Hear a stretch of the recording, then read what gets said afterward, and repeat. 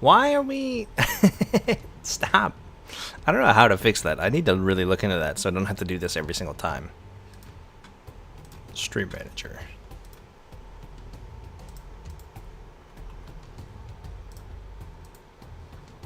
We're just chatting tonight, guys. No Siege. I think it's been half a year since I've played Siege to begin with. But give some time to get some people in here. We've got a decent amount of stuff going on. Why is that not working? Is it the lowest it goes? Oh my god, it is. Woof. I need to invest in some new lights because the LED, like the USB lights I've had for a while now, are starting to fail on me, and it's not good. It's not good at all, as you might expect. Let me see, make sure this is all hooked up properly. Yes. Just got here? The stream just started. You missed nothing. Welcome. We've been live for a total minute and a half. Don't worry, missed nothing. Just got done explaining why the Superman movie is bad. It is. We're gonna be looking at one of those. We're gonna be watching whatever his name is, the Irish guy that you put in the request thing, Hudson. Hi, Steven. Kyle. Sandy. Got too many names. We're going to be watching The Irish Kid. I used him as an example in my anti-woke video. So seeing the fact that like one of his videos, or his video on Superman got requested, I was a little bit gleeful about. So we'll be getting into that. We're going to start off with this thing that was shown to me. Find it odd that an Irishman is this. All the other Irish people I know are very kind and like very open-minded and tend to be right on the right side of history when it comes to a lot of things. So it is a little strange to see, but we're getting into this. We're starting with this Woke or Nah website that I've been shown on the Discord, which I think is kind of hilarious. To my understanding, this is the list of like 1,700 games or whatever we looked at before. Like the woke games list or whatever that we made fun of previously on stream. And this is just like a is it woke or not game, which I think I will be 100% correct. There's no way that I'm not. You know, I'm tuned in. I know what woke is and I know how to defeat it. So getting into that. And then we've got some other stuff to talk about. And at the end of the stream, it might not be the end. We'll see, depending on how I'm feeling. We've got another video from Ice on a From Software game, which would be interesting.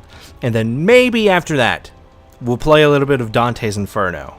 Because I realized it was on EA Play, and Ice's video really kind of made it look cool. So, we'll see. Maybe we'll have a chance to get into it. Maybe not. I might, not have enough energy for it. But we'll see. We'll get through when we get there. But yeah, that's basically all that's going on tonight. Nothing crazy. Not that I know of. But, I mean, we'll see how it goes for the most part. Gotta stack all my windows together. DSP gaming videos are silly. I still know fuck all about DSP. Everything I've ever learned about DSP is against my own will. By the way, I'm rocking the Buster Glasses Gold sweater right now. I know I've shown it off before, but I'm actually wearing it tonight. This thing is a fucking, let me tell you, it's an amazing sweatshirt. Now, the Gold series, if you look at the merch store, is really expensive because it's supposed to be you're paying extra, not because the clothes themselves are worth so much more, but because you want more money to go towards the charities. So if you just want the shirt, I wouldn't recommend the Gold one. The Gold one is if you want to donate more, but if you like sweatshirts and stuff, dude, the sweatshirt is fucking soft and amazing. I've been wearing it at work in the summer because it's soft and it's I don't know, I like to sweat when I work, and it's good at kind of just getting me through it. And there's some other sweatshirts and stuff on the shop as well that might be more interesting to you if you're not if you want one that isn't overpriced on purpose. just to make fun of. I don't think I have any intention of pulling those up, but we're gonna get into this. Our woke or nah game show. After that, we've got the Irish Kid. After that, we've got Ice Cold Snake. I don't know why I blanked on that. And then maybe Dante's Inferno after that. We'll have to go and see. I'm a bit tired. I used a lot of brain power painting today.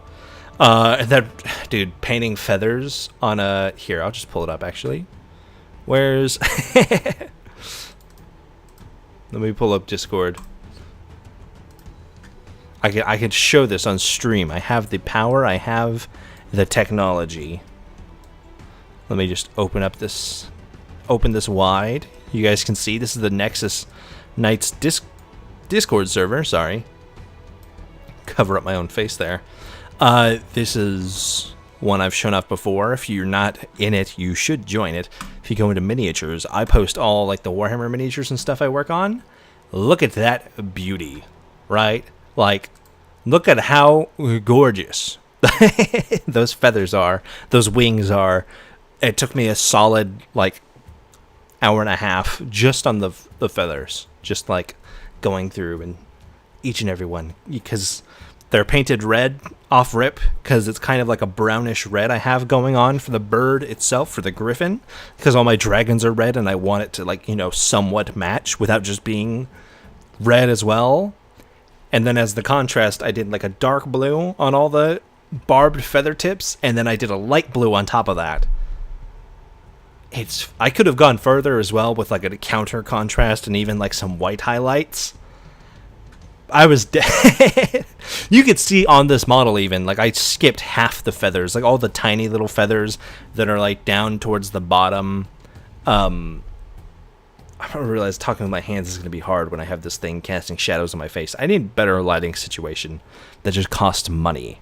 You could see on that bottom photo with like the tail feathers, or up by the rider up on the top left, how like the feathers on the neck of the griffin and on like its hind aren't painted because they're all teeny tiny little feather things. And I was like, no.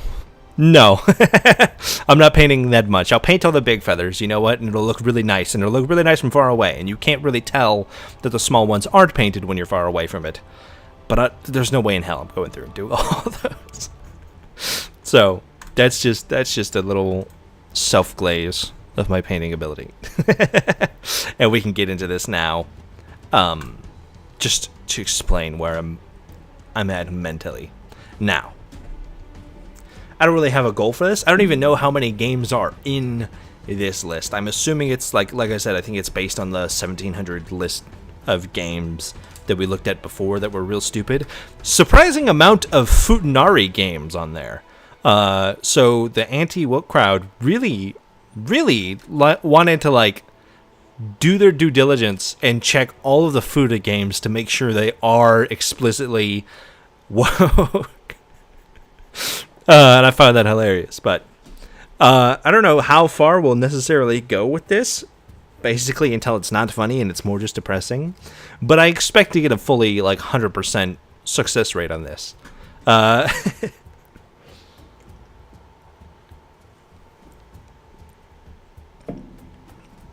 Because most of it is not very hard. Look at this. Flowers. I don't even know what the game is, where it comes from. Flowers are gay? Woke. Correct. There you go. Contains pro-LGBTQ messaging. Features lesbian characters. The player character is a lesbian. Fellas, is it woke to be a lesbian? Technically not, if we're going by the classical definition of the word, but today woke kind of just means anything that is not straight, white, or Christian. Or male, even. Which is a bit sad to see, but that's the state of the world we're in. The Quarry. I don't know. Isn't this like a soft sequel to Until Dawn, I thought? Waspy? Confused by that one. I'm going to say woke. It's got women in it. Hell yeah. Optional homosexual romance. Okay.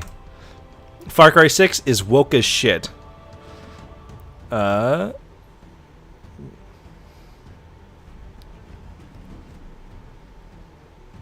It has a trans character, and the villain is brutally executed as referring to the... for misgendering the trans character. I feel like all the villains in Far Cry are brutally murdered. See, that's a dumb one. These are always funny to me because, like, the thought process that goes into, like, labeling something as woke, it's a completely made up term at this point now, where it's like, it doesn't really mean anything. If, like, a list like this is... Oh, okay. But if something like this completely turns you off from playing, like, Far Cry 6, and not the fact that, like... By the way, I played Far Cry 6. I don't even remember the character being transgender and, like, being a strong part of the story. If it was, it's not something I ever noticed or picked up on, so it can't be that in your face and, like, abusive about it. If there was even a thing to be, like, against to begin with, you know? Corinne Cross's Dead and Breakfast. That's woke. It's got a woman. What? Contains no woke content. There's a woman right there. She's got purple hair. Woman with dyed hair equals woke. That's how this works. Never mind. This list is broken. It's not based. Queen of Thieves. Tons of women. Woke. Hell yeah. Has options for disabling Otome or Yuri romantic pairings. You can disable the lesbians in this game? Fuck that. Bad game. Awful game. Actually, a lot of these games are on Steam. Yeah. This is based on, like, the Steam woke list, I would assume. Based on, like, the, you know, everything that goes into this. Crown Wars, The Black Prince. Nah. What?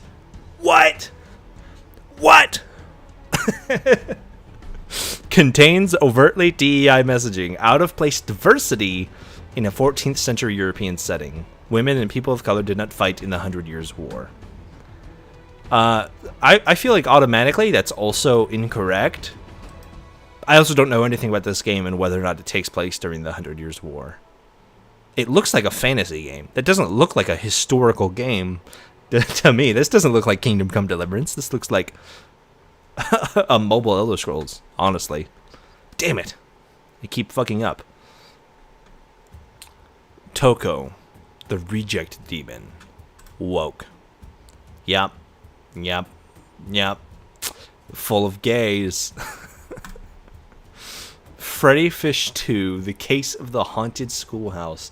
What are we doing, man? What are we doing?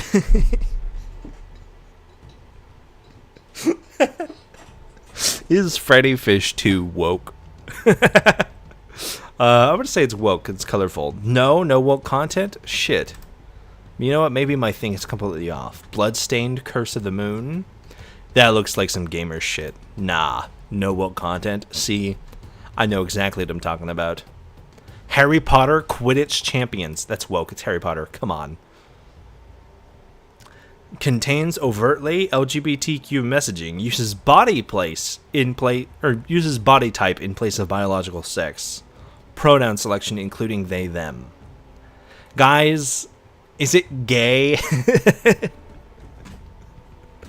to define things in a non-binary sense? Is that so gay? Life is Strange, woke. Easy. Depression Quest? Depression is woke. Yep. The player character is a lesbian and is a major part of the story. Oh man. You know, it's like a lot of this is like, it's not like they have like the critique is that wokeness is bad. So it's like you literally cannot, like, it's crazy to me Because a lot of the same people that like jump to like wokeness is bad because reasons are like so pro free speech and are like on the side of like there shouldn't be censorship. But like the entire premise of something like this list existing or this minigame existing is in favor of censorship. You're saying, look how woke and how gay everything is. This shouldn't exist. And it's like, well, you're just in favor of censorship. You're just being stupid about it.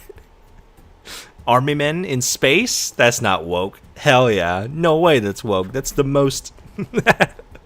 I like how everything that isn't woke is like the stuff that appeals to 10-year-old boys, too. And 20-year-old men.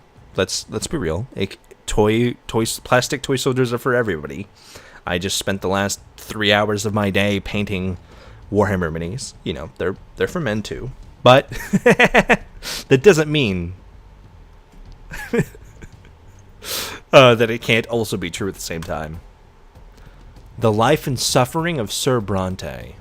See, the art for this game makes me say no, but suffering and depression is woke, so I'm going to say woke. What? Fuck. See? 73% of people agreed with me. The fuck, man? Marvel Rivals, woke. Anti-free speech and pro-communism messaging. Terms and phrases deemed politically incorrect by the CCP are censored in-game. I mean, that's true. But like, is it is the CCP woke? Is that how is it subtly pro-communism? Is it because it's anti-CC or it's like the CCP censors language in the game makes it pro-communism? I don't see the link there, but sure, whatever you say, man. Steam itself is against censorship, so the system is done by default. Yeah, it's basically just saying we hate censorship, but like we're gonna censor the stuff that doesn't align with our values, which is like completely. I mean, obviously, a lot of these reactionary, like anti-woke things are incredibly contradictory just by default. You can't hold many of their opinions and convictions at the same time. Dragon Ball? Not woke. Fuck yeah. Return of the Obra Dinn.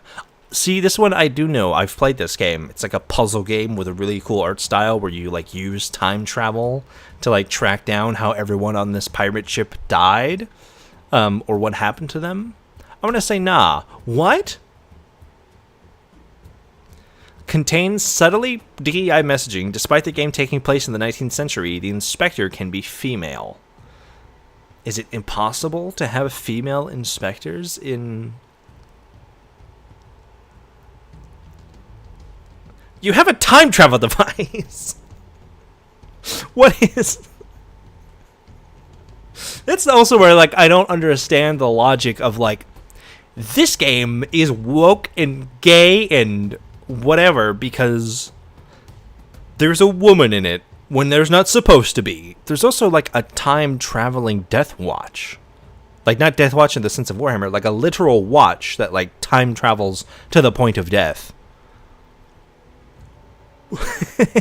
You can't like apply historical logic and stuff to something, to a game that exists in this context. It just doesn't make sense to me how that like would follow through, you know?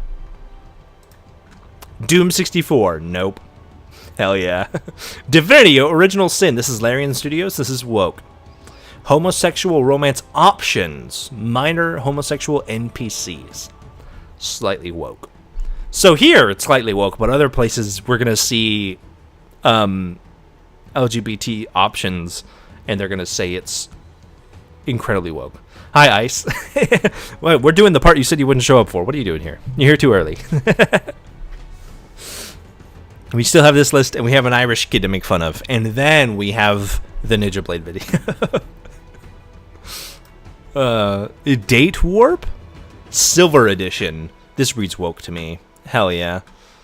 One ending involves the player character in a polyamorous relationship. Does this mean Mormons are woke? Is that how that works? Or like Mormons? Because isn't like the whole thing of the Mormon church is like they want people to take multiple wives. Okay, bye. Bye, Ice. We'll see you in about an hour and a half. But doesn't this imply that the Mormon Church is woke? Which I point out because Mormons are also like some of the most obnoxiously conservative people out there.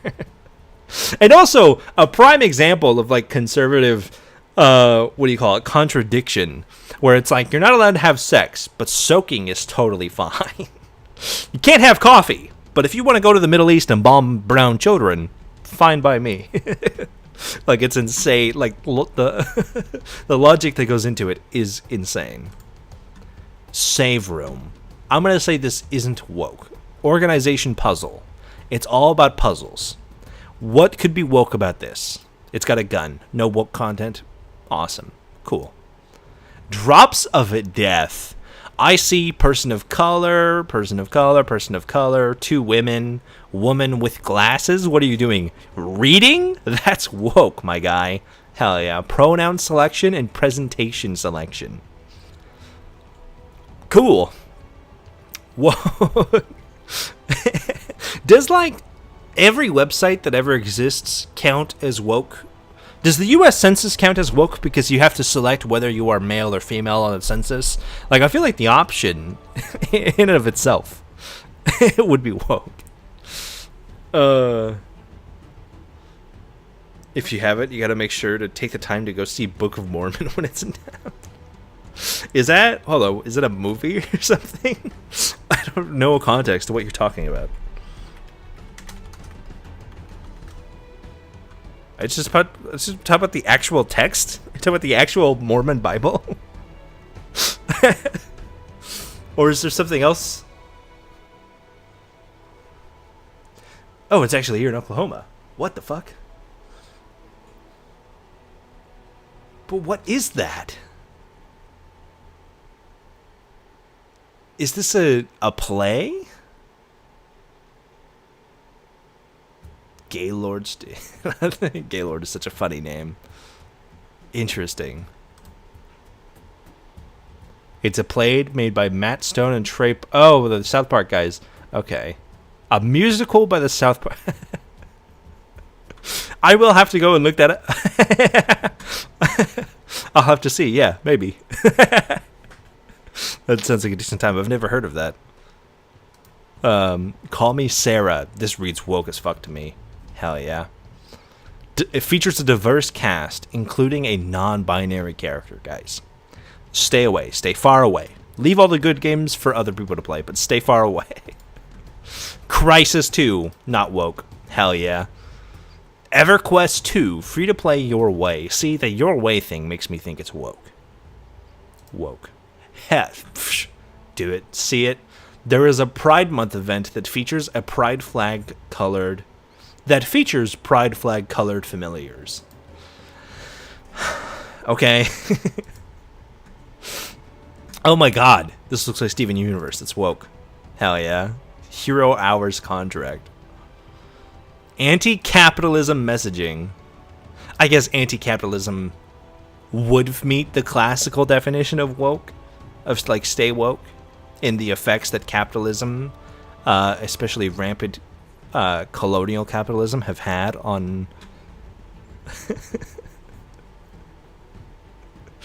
on communities in America. Features an all-female cast involved in a labor union. Forces the player to engage in collective bargaining. Fellas, is being pro-union anti-capitalist? That's not... What? Yes, I am in Oklahoma. From Midwest City. Oh. It's all soup. It's all like Moore, Midwest City, Oklahoma City, Yukon, Mustang. It's all kind of like one big city, but they call themselves different cities. But yes, I am in Tornado State. Although I'm not from here.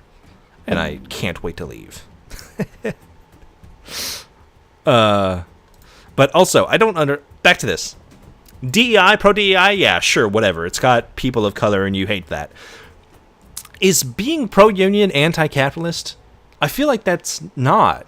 Like, a union is just an organization of workers within capitalism. I don't know if that's necessarily anti-capitalist outside of like, I mean, like if you're like a super rich mega millionaire, sure, it's probably, you consider it to be anti-capitalist because how dare you pay your workers a fair wage? Oh my God. But like, what?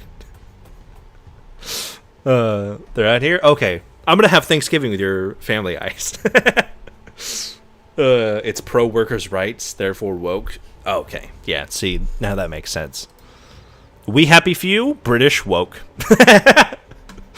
Oh, the male NPCs, Roger Bacon and James Maxwell, are a gay couple.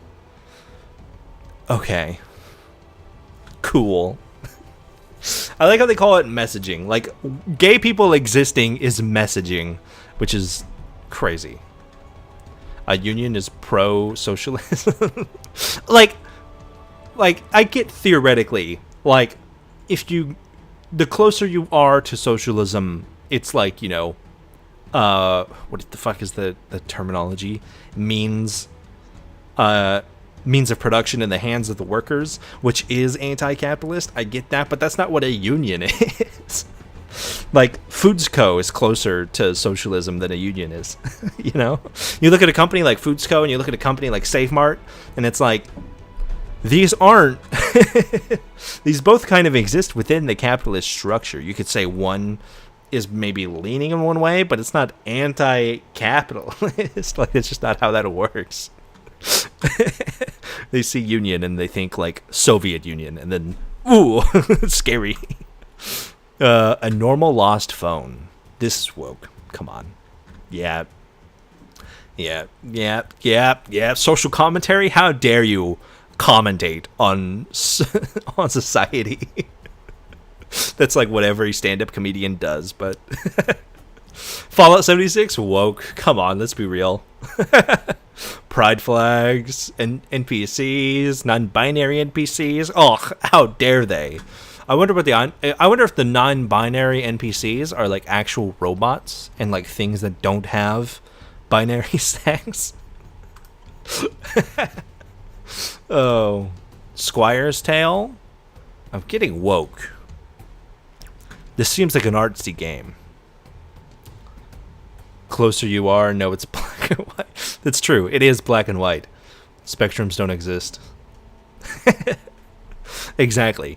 That is, I mean, that's exactly what like I was telling you last night when you were streaming about like the political video I made that went up on Friday yesterday. And like that's the entire of the video is about like one of the biggest issues we're kind of facing now is that people are so stooped into tribalism that it's black or white. You're either a conservative or you're a communist. And it's like, you got to have some room here and you got to think critically. Otherwise, you're just stupid. But a lot of people would prefer to remain stupid. It's a robot, clearly has binary sex. Don't you know robots are born with either a fat pair of balls and a dick or some melons? One way or the other. Can't have neither. Squire's Tale. I'm going to say woke. Non-binary player character option. Oh, well. I also like the idea that, like, the type of people that, like, are anti-woke games, just looking at, like, the art of this game, is feel like it's the kind of game that, like, they would want to stay away from anyways, because it's got, like, a very, like, pastel, Renaissance-style art going on for it. My brain is, like, starting to fry itself right now. It's so goddamn hot in this room. But, like, these are games that they wouldn't play anyways, and the issues they have with the games don't even affect them. It's like, has a homosexual option, has non-binary option, has pronoun option, and it's like, this is not stuff I never would have fucking thought of. Oh, the binary joke did fly over my head. I didn't realize it. Buster McWoke, that's true. But, like, it's all option stuff. And it's, like, the things that I don't even realize that it's, like, there half the time. Because, like, when I'm playing an RPG and I'm selecting the pronouns of my character, I select male or he, him, or whatever because that's how I identify, and that's normally how I identify through my characters. There's a lot of hate for non-binary people. There's just a lot of hate for people in general. Like I said, if you're not strict white or Christian, or male even sometimes, it's woke and it's bad. It's just nonsensical. Next. Crush House, that's woke as shit. Come on. Contains pro-DEI and pro-LGBT, okay. Artificially diverse cast of characters and a homosexual romance. How is it artificially diverse? What is so artificially... This looks like a game that takes place in the 21st century. You do know there can be groups of people that aren't exclusively white in the 21st century. I'm applying too much logic. I'm thinking about it too hard. Nurse love addiction. This... See, this doesn't read as woke. This reads like a game for pedophiles. So I'm going to say it's not woke. What? The player character is a lesbian? Shit, I didn't think about lesbian pedophile. Damn it. Damn it. I was going off To Catch a Predator, and every single one that they caught was male, so I guess my sample size was incorrect. Fuck. God damn it. God damn it. It's Yuri? That is true. I should have guessed Yuri. I just saw like the petite anime style and I was like, it's gotta be it's gotta be woke. It's gotta be not woke. It's gotta be for like people who can't talk to actual women. Pro DEI sounds like a flavored soda. It does. It kind of sounds like, you know, like Bang Energy has like the super quarantine or whatever the fuck. Like that's what it sounds like. It sounds like a label you'd see slapped on to like a protein powder or something that like means nothing, but they slap it on anyways because they want to like throw on some terminology that sounds nice so that you'll buy it. Next, this is the president. Oof. See, I'm going to say it's woke because I feel like it's going to have social commentary, which is the devil here. Woke. Hell yeah. Contains anti-Western society messaging. Commentary on U.S. politics. Forces you to watch a musical about a alleged gay romance or affair. Having social commentary in U.S. politics. Is Bill Maher woke? Like, he is the most smug conservative liberal I know. Does that make him woke because he commentates on social politics? Is Joe Rogan woke, guys? He commentates on social politics in the U.S. especially all the fucking time. Is Joe Rogan woke? Am I getting this right? The logic is not logicking here. This, like, trying to have the perspective of somebody who unironically agrees with everything on this list is so fucking hard for me to do. It just doesn't make any goddamn sense. Calico, cats, women, woke. Yep. No distinction between male and female during character creation. Okay. Cool. Joe Rogan is woke because he's bald. That's true. I didn't think about that. Slay the Spire. See, my best friend plays this game a lot, and he's gay, so I'm going to assume this is woke. What? I'm going to have to tell him he can't play the game anymore. Steven, you've been on stream before. You better not play Slay the Spire anymore. That game is not woke. You're not allowed to play it. That's not... Super Bernie World. Bernie is woke as fuck. What are you talking about?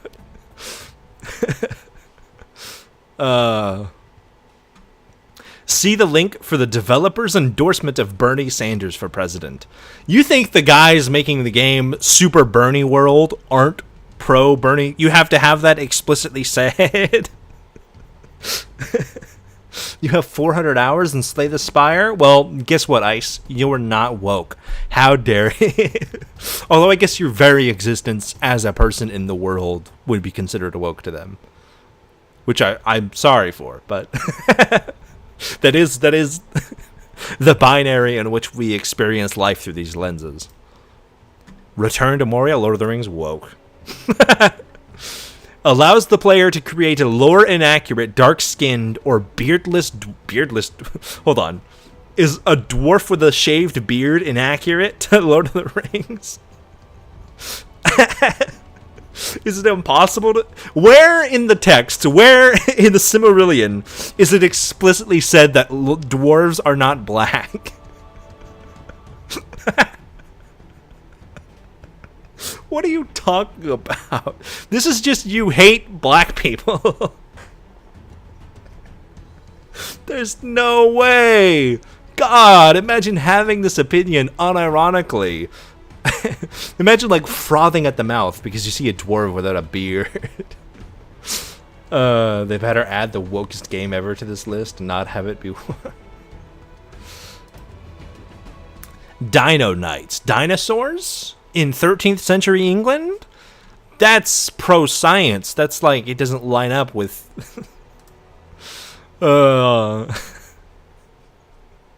I'm putting too much logic into it. Of course, it's just got a non-binary character option. That's what makes it woke, not the dinosaurs. Dinosaurs are pretty gay. If you see people that are dinosaur, like paleontology enthusiasts, they're gay as shit. And I know, because I listen to at least 7 hours of dinosaur podcasts a day. Night in the Woods. Those look like furry characters. I'm going to say woke. Yep. The two characters are a gay couple. The god is referred to as using they, them pronouns. Guys. Is it gay to consider an almighty being above all of reality to be not binary male or female? Ready or not? Not woke. What? The game is slightly woke? No way. Contains anti-free speech messaging. Multiple assets were removed from the game. The developer issued an apology to online claims about them being offensive. Fellas, is it gay to make your game more marketable for a mainstream audience? I think the assets they removed was there was a possibility to see like nude NPCs or something because they're like going for like the hardcore realism thing. And I guess getting rid of that is anti-free speech. This entire list is anti-free speech, but to have the idea that a developer going out of their way to make their game more marketable to a mainstream audience is anti-free speech. Dude, the mental gymnastics at play here. I'm not going to have brain cells by the time we get to Ice's video. You can't shoot dead bodies and dismember them anymore. The kids are not fully dead in one mission. Instead, they're unconscious. Oh, the horror. The anti-free speech. No way. The list is pro-capital and yet anti-market. Yeah. The most capitalist thing you can do is make your game as accessible and marketable to the widest audience possible. If anything, that's not anti-free speech. It's pro-capitalism. But, that's too much thought. It's basically them just taking things that they don't like, whether it's a studio removing assets and then being upset about that for whatever reason and trying to find a reason to call that woke, or other things they don't like, which is gay and black people, and just calling that woke all the same. Choice equals woke, exactly. Now, this guy is a skeleton in a suit. Choice of the death list. This reminds me of Sans, Undertale, as we all know, very woke, very gay. There we go. Homosexual romance options. Which means they had to play this game and choose to be gay. Station to station. Trains and autism tells me not woke. But I feel like something about it. I'm going to call it woke. Fuck! God damn it. I should have went with my gut. I overthought myself. Of course, trains are not woke. How could they be? Hive Swap, Act 1. I have no fucking idea. I don't know what this game is. That's the hardest part. It's like they're games that I'm not familiar with. So I'm going entirely off the vibes. I'm going to assume it's woke because I'm assuming there's probably gay characters in here at some point. Woke? Yep. Features non-binary characters. Oh, the horror! Tom Clancy's End War. All right, we got the expert in here. Ice. Is Tom Clancy's End War woke? Tell me right now.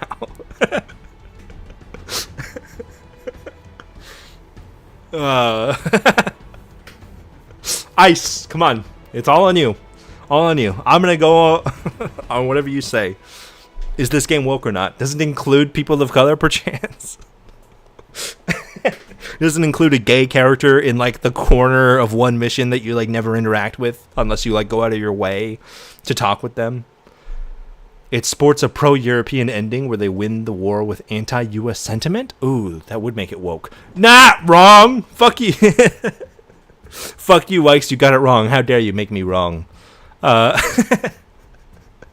Contains no woke content. You got to remember, this is an arbitrary standard. Read more? Okay, we'll look at the read more. Non-woke games. This just takes me to the full list. I don't... Where is...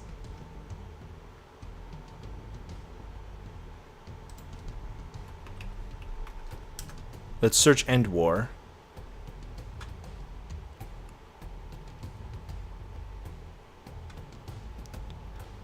They just say it's not woke. There is no thought put into this. They just put out a list to say these are not woke games. Spyro and Tom Clancy's End War. Maybe Wolfenstein, but I'm not sure. No, Wolfenstein is anti-Nazi. That's pretty woke. It's not woke because they say it's woke. That's it. No reason, no anything. They say it's not woke, so therefore not woke.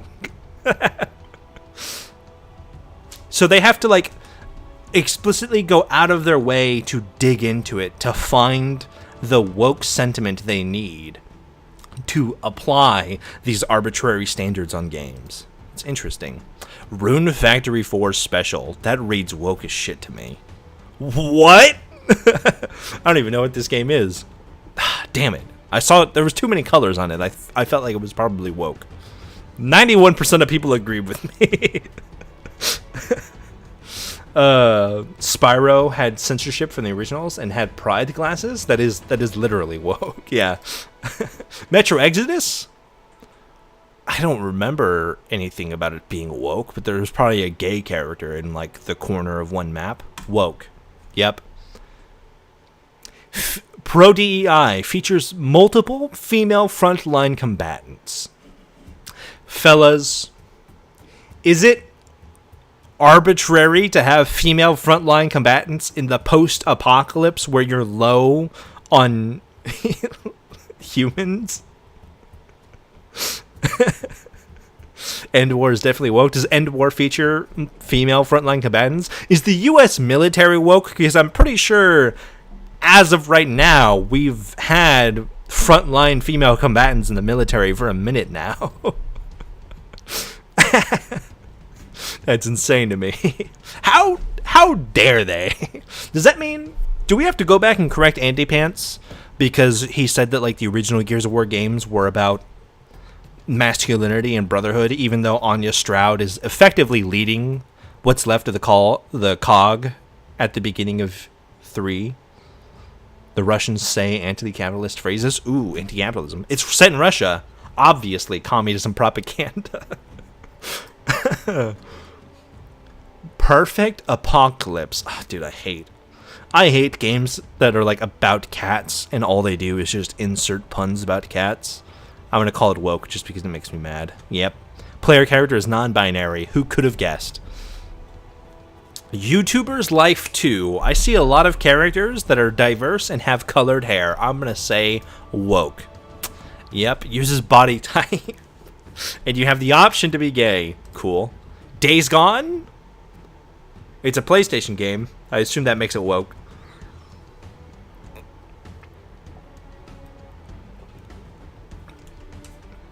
I'm going to say probably woke. I don't know anything about Days Gone. It feels like the kind of game that an anti-woke person would want to play and then get really disappointed because there is some random NPC that's not integral to the plot that is gay. Test the games in my library, but linking your Steam to the scumbag is a bad idea. Yeah, I mean, I don't have a Steam library anyways, so that wouldn't really get me very far. We could look at my library on Xbox and cross-reference it, although I think every single game I play counts as woke. I'm going to call Days Gone woke. Yep. Features a gay romance. Ooh. Ricky and Addie are an interracial lesbian couple. What does the interracial part of it have to do?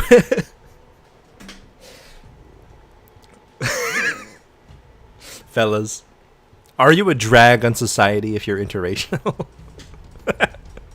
According to these people, you are. Obviously. Of course. Who would have thought? Ciel Fledge, a daughter-raising simulator. That game...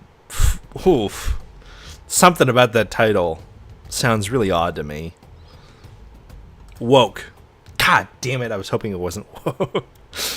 Option to have the honorifics... What the fuck? Option to have the honorifics mix. Multiple non-binary characters. Oh. Like MX instead of Mr. or Mrs. Cool. Stanley Parable woke! No! What? Stanley Parable is definitely woke. I feel like I've seen a rainbow or two in there. Nobody tell them about Rick Grimes and Michonne. The Walking Dead is definitely woke. There's women who aren't totally incapable in that show and or comic. Obviously it's woke. Like, what? Sea of Thieves woke. It's got pride flags.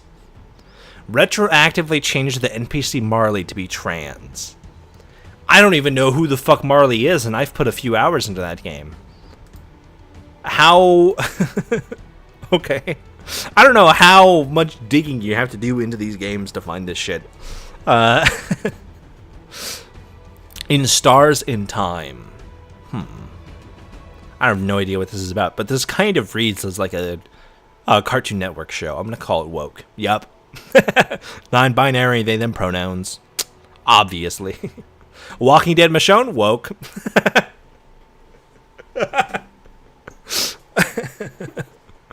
Contains subtle messaging. The messaging, of course, is just gay people existing in the world, as they do on Earth. Fellas, is Earth woke? Dragon Ball, not woke. Hell yeah, of course. The World Next Door, this is a woman in a crop top. That's woke. Yep, you help a non-binary characters who ends up in a romantic relationship. Okay. Are you saying you end up in a romantic relationship with a non-binary character? Or no? Bloomtown. This art looks AI generated. Woke. AI.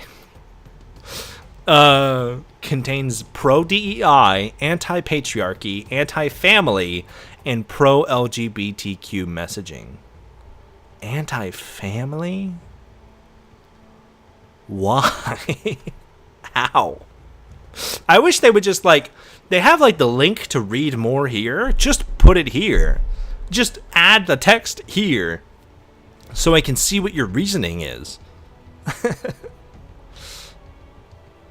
You could play as a female Majin Buu? Are you telling me Dragon Ball's woke? Get out of here, liberal. That's not real. Royal Alchemist. Woke. Yep. Pronoun selection. Cool.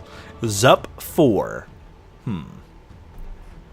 Now, this is either a game that is incredibly woke and has all sorts of gay people in it, or it's like an arcadey style game that doesn't even feature characters. I'm going to assume it's more arcadey and doesn't actually have characters in it, and we're going to say it's not woke. I've been doing this for 50 minutes already? Holy shit. Hell yeah. I trusted my gut and I went with it. A wise use of time. I feel like a game like this wants to indicate to me that it uses thinking. I think thinking is woke. Yep. Homosexual or bisexual romance options. What is a bisexual romance option? What? Are you talking about like a threesome? That doesn't make sense to me, but okay. Not to, like, you know, throw in some bi erasure in here, but Max Gentleman's sexy business. Woke. Obviously. No distinction between male and female during character creation, including genitalia options. Uses the term gentle persons, fellas. Atomic Heart. Woke. Pro DEI. It has a woman in it, guys. Puzzle puppers. Dogs. Woke. What? Fuck. Sugar Creek. That's a bunch of furries. Woke. Kaku. Ancient Seal. These feel like AI generated fucking mobile games. Are these even real games? Woke. What? Fuck. My woke radar's all off the pot. All over the place right now. Amanda's sticker book. Sticker books are woke. What? Fuck. Metal Slug Attack Reloaded. Okay. We just had 2 games that looked incredibly woke. If this game is woke in any regard, I'm going to be fucking disappointed, because this is the most anti-woke game I've ever seen in my fucking life. Not woke. Fuck! Contains female frontline combatants. No! Bomber Crew. Woke. Features women. Okay, cool. I think it's also like a cartoon. Curious Expedition. Is that a dinosaur? Woke. Hell yeah. Ailments in the game include racist and sexist.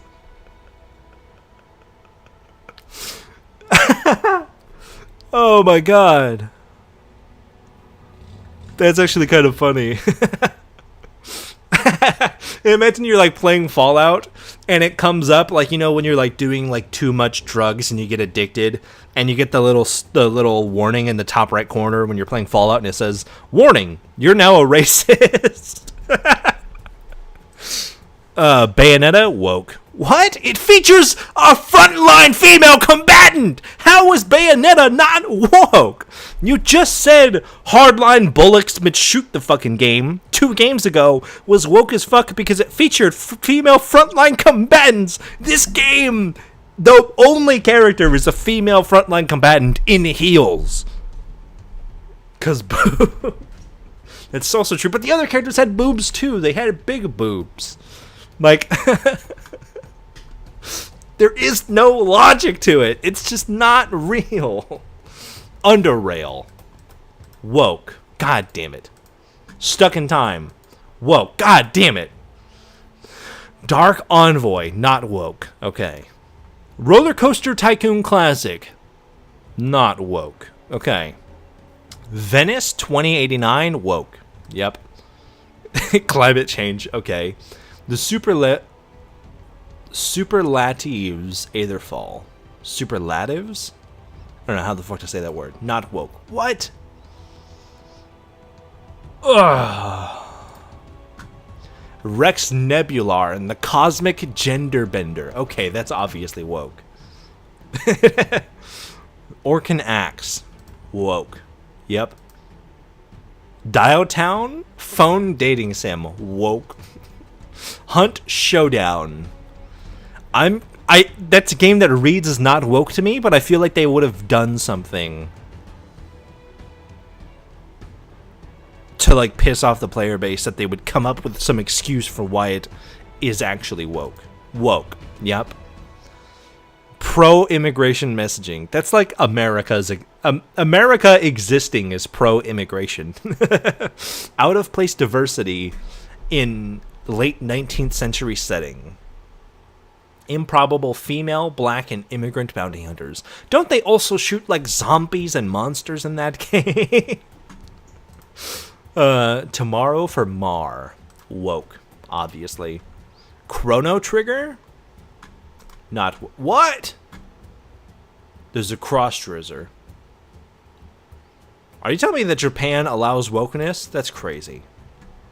If Found, that's a woke game. Nurse Love Syndrome. So, this feels like another Yuri game. Woke. Obviously, the player character is a lesbian. There it is! We got it that time. Blaster Master 02. Ooh. That reads as not woke to me, but I feel like there's going to be a gay person in it. Not woke. Hell yeah. The King of Fighters 15. It's got female combatants. Woke? Cool. Ash is an effeminate male. Shit, you would hate Grease. In Blood? That looks like a diverse range of characters. Woke. Tropico 6. Woke. What? Shit. Don't you play as a dictator in Tropico? Or... Fuck. Stronghold HD. Not woke. Hell yeah. Wheels of Aurelia. Woke. Yup.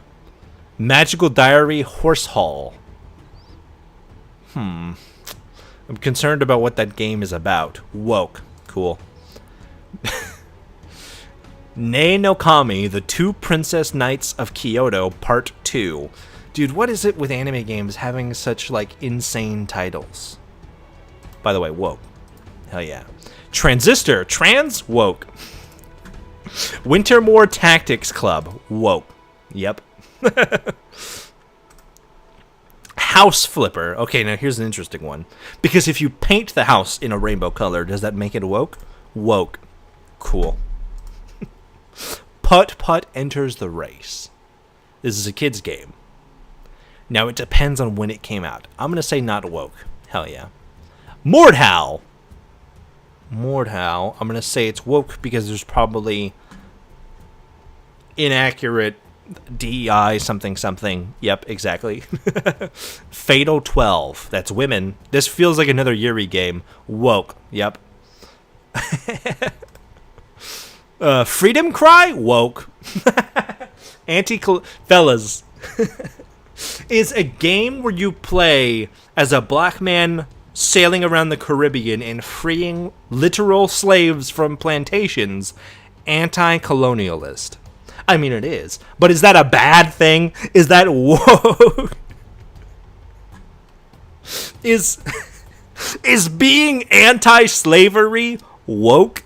Because this is from the viewpoint of that wokeness is bad. The term woke wasn't a thing at this time. It was. In fact, Assassin's Creed Freedom Cry is one of the few examples where the classical term of woke is appropriate to use, but the modern bastardized anything that's gay or black or whatever counts as woke. Wouldn't, you know? This is insane. Being anti-slavery is woke, which is therefore bad, which is insane.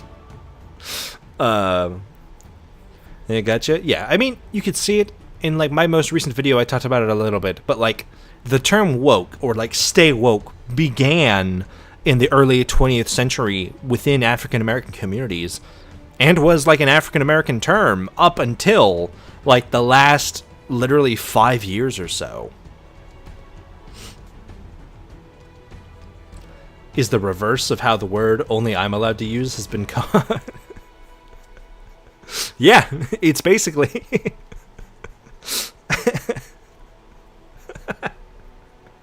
in a way it is, yeah.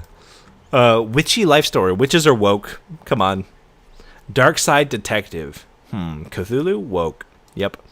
Error? That's a black man. Woke. Yep. God, I feel icky playing this game. Herald, an interactive period drama. Well, there's a woman and people of color in this period drama that's woke, obviously. Yep. No Rest for the Wicked. The Breach Defined. Not woke. Damn it! Last of Us? Woke. I didn't even need an explanation for that one. The Multi-Dimensional Underwear Drawer. Woke. Obviously. Hero U? Woke. Yep. Kathy Rain? Woke. Yep. Moko's Advice? Woke. Yep. Serious Sam 3? Not woke. Yep. Middle Earth? Woke. Features multiple improbable human frontline combatants leaders.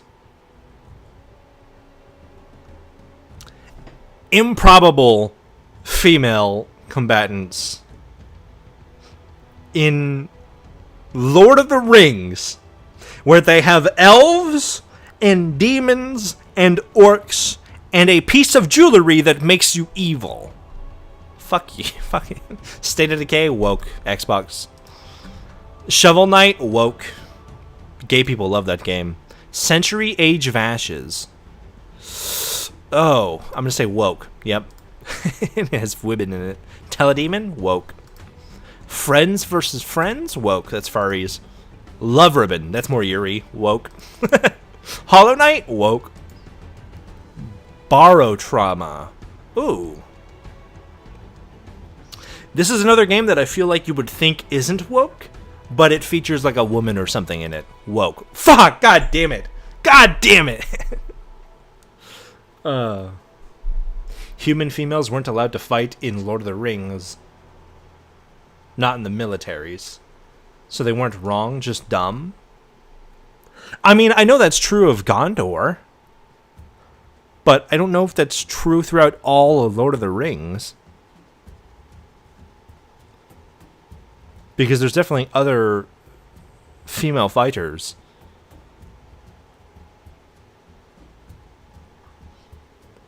I mean, I know it wasn't allowed, but it wasn't allowed by, like, the laws of whatever. But Theoden didn't seem that upset. He seemed more proud than anything to see Éowyn mock shit at the Battle of Pelennor Fields. It's a dumb hook to hang your hat on. Oh, it very much is. They take literally anything they can take. Curtain Call, woke. Theater kids. Reigns, Her Majesty, her, woke. Obviously. The Witcher, woke. Dishonored, woke. Final Fantasy, woke.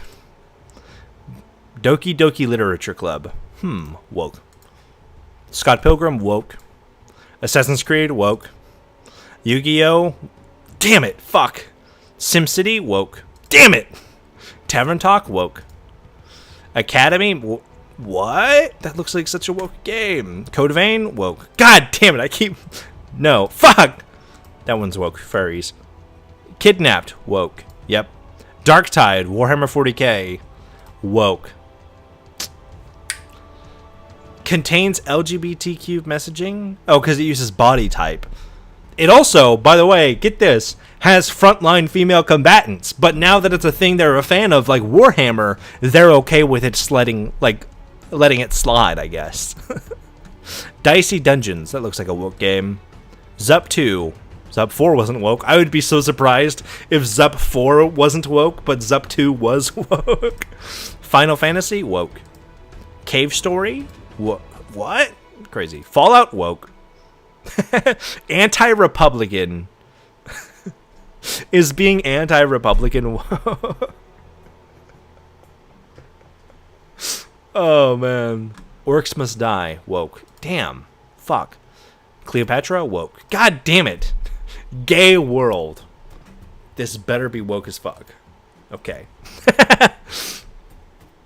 SNK versus Capcom SVC Chaos. Woke. Cool. Minute of Islands. Woke. Blaster Master 03. The other one of this was woke, so this one's also woke. Yep. Sakura Gamer. Yuri. Woke. Yep. Renowned Explorers of the International Society. It's got women. Woke. Out of place diversity. What does out of place diversity mean in this context?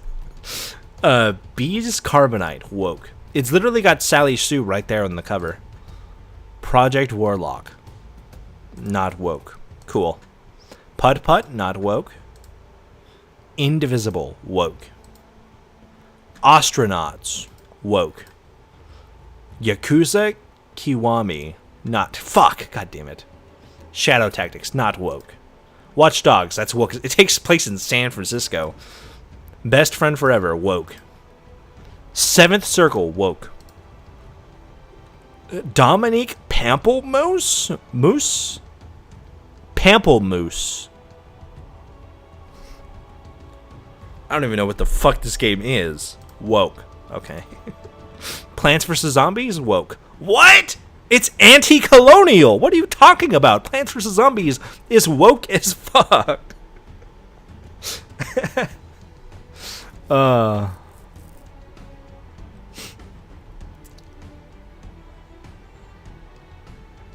SimCities 2 introduced gay people on accident. That's kind of funny. Red Shirt, woke. Red Dead Redemption 2 is woke. Several minor characters espouse modern-day political sentiments.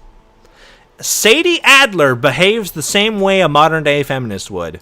Why? Because she's a feminist from the early 20th century? Like the feminists of the early 20th century were? You just don't know history, bruv. You're just wrong.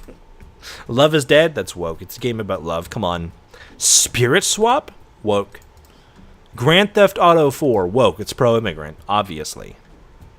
And The Ballad of Gay Tony. Corpse Party? Book of Shadows. That's Yuri if I've ever known it. Yep. Democracy 3? Woke. It's anti... pro-climate action. Cool. Modern Warfare 3? Woke. Kitty Powers Matchmaker? Woke. Ultra Kill?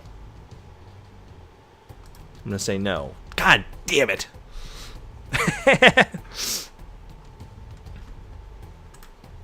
Medieval Dynasty? Woke. Anti-Western society messaging. Fellas, is people of color anti-Western society? I guess if you're a white nationalist, that does make a lot of sense. The Talos Principle? Woke. It's got a cat. Transhumanism is woke? Hold on. I should have skipped past that so fast. Zup is not woke. Stanley Parable? See, the first one wasn't woke. Is Ultra Deluxe woke? God damn it! They made it woke! What else is woke gonna take away from us? Final Fantasy? Woke. 2064 Read-Only Memories? That's a furry right there. Woke. Finding a Prince? The game? Woke. Quake? Woke. God damn it! Beast Crimes? Woke.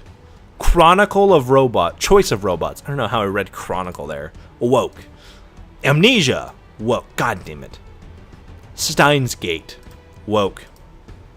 Killing Time at Light Speed. Woke. Zup. Not woke. We know that one already. Dwarf Fortress. I'm going to say woke. Of course.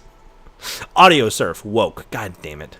Kingdom Come Deliverance is woke. What? The game's woke as fuck. It's accurate, which means it's woke. Factorio, woke. Pro-climate action. Fellas, is pollution gay? No, god damn it. Oblivion, that's woke. Potion Permit, woke. Grand Theft Auto, woke. Monster Road Trip, woke. APB. Space Station. Dragon's Dogma, I'm going to say is woke. Airs and Grace, that's obviously woke. Expeditions Rome. Woke. Ast Libra Revision. Woke. Call of Duty. Woke. Spy Fox in Cheese Chase. This seems like a kid's game, so I'm going to say no. Yep. Hustle Cat. That's woke. It's got cats. Super Lesbian Animal RPG. This better be woke. Asphyxia. Woke. It's got a woman. Lesbian characters. It's another Yuri game! The Yuris are really winning tonight. Rune Factory 5. It's literally got the pride colors there. Woke. Perfect. That's a cat dating game. That's woke. Dying Light? Woke. It's a modern AAA game, obviously. That's a Persona. Woke. Zombie Exodus? Woke. Yep. Conan Exiles. Didn't you also play this one, Ice? Is Conan... Is this the Conan game you played, or was it a different Conan game? I'm gonna say woke. God damn it! Fuck! I should have known. Spider-Man is woke. Simulacra, woke. It's got phones. King of Retail, woke. Watch Dogs, woke. Features an artificially diverse cast. One of the characters is revealed to be a female Canadian immigrant. Why is that? What do you mean artificially diverse? Because there's a Canadian immigrant in Chicago? Is that what makes it artificially diverse? Oh, you played a different Conan? Okay. Tropico 4, not woke. Dead by Daylight, woke. East Tower Ico, woke. Grim Dawn, not woke. Black Desert, woke. Pirate's Fate, Furries, woke. Orcs Must Die. I think the other one wasn't woke. I'm going to say this is not woke. Hell yeah. Binding of Isaac is woke. Cool. The Witcher is woke. What? It's so woke. It's a game about it's a story about racism. Forza, woke. Detours, woke. Wizard with a Gun, woke. Steins Gate, woke. Heroes of Myth, woke. Unpacking, woke. Dark and Darker, woke. God, it's not even games that like you would consider. Fuck, I thought Trine would be woke. It's like games that are like not even woke, but like they feature something entirely arbitrary that has no impact on the game that makes it woke. Forza's woke because you can choose body type A and B and put pride flags on your cars. Therefore, woke and gay and bad. Which dating simulator? Woke. Temtem, woke. Jolly Good. I don't even know what most of these games are. Commando, woke. Mortal Kombat 11, woke as shit. Jax's ending has him preaching about racism against black people in the US, a thing famously known to never have happened. Kung Jin is gay, Melina and Tanya are a lesbian couple. Oh man. Age of Empires, woke. God damn it. Wizardry 8, not woke. Pajama Sam, not woke. Railroad Tycoon, not woke. Last Express, woke. Zup, not woke. Undertale. Now this, my friends, this is a woke as fuck game. Kung Jin isn't even a character? Isn't he? Who am I thinking of? Who's the guy with the hat? Isn't the guy at the hat Kung Jin? Or do I just have the names? Am I racist? Kung Lao? Who the fuck is Kung Jin then?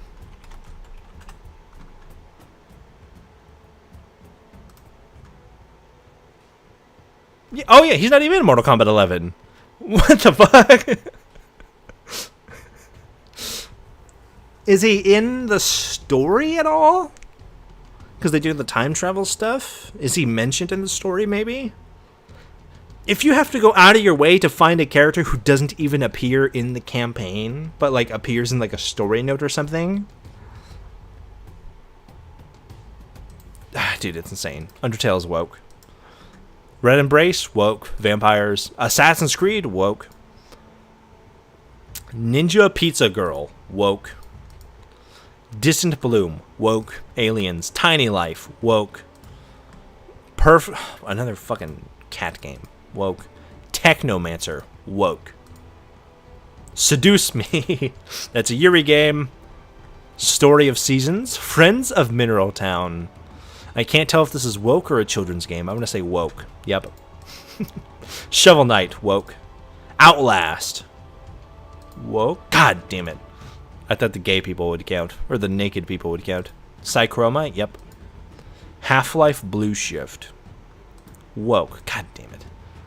Gemcraft, Chasing Shadows, woke. God damn it. I just assume they think everything is woke. A dialogue between Raiden and Kung Lao suggests that his family did not approve of Kung Jin's sexuality for interests. Kung Lao told Raiden that he did not approve of his family's shameful treatment of him. So is he even like confirmed to be gay, or they just don't approve of his interests? Which is like implied to be gayness. One Piece is woke? I mean, it is. They're literally terrorists. Encased? That's woke. Bejeweled? Not woke. Hell yeah, I can still play my beloved Bejeweled. Fragments of Him? Woke. Insurgency? Woke. God damn it. Soul Ash? Woke. God damn it. Love Exalt? Okay, that's woke. Border of Her Heart? That's Yuri, that's woke. My Singing Monsters? Not woke. What? Fuck, god damn it.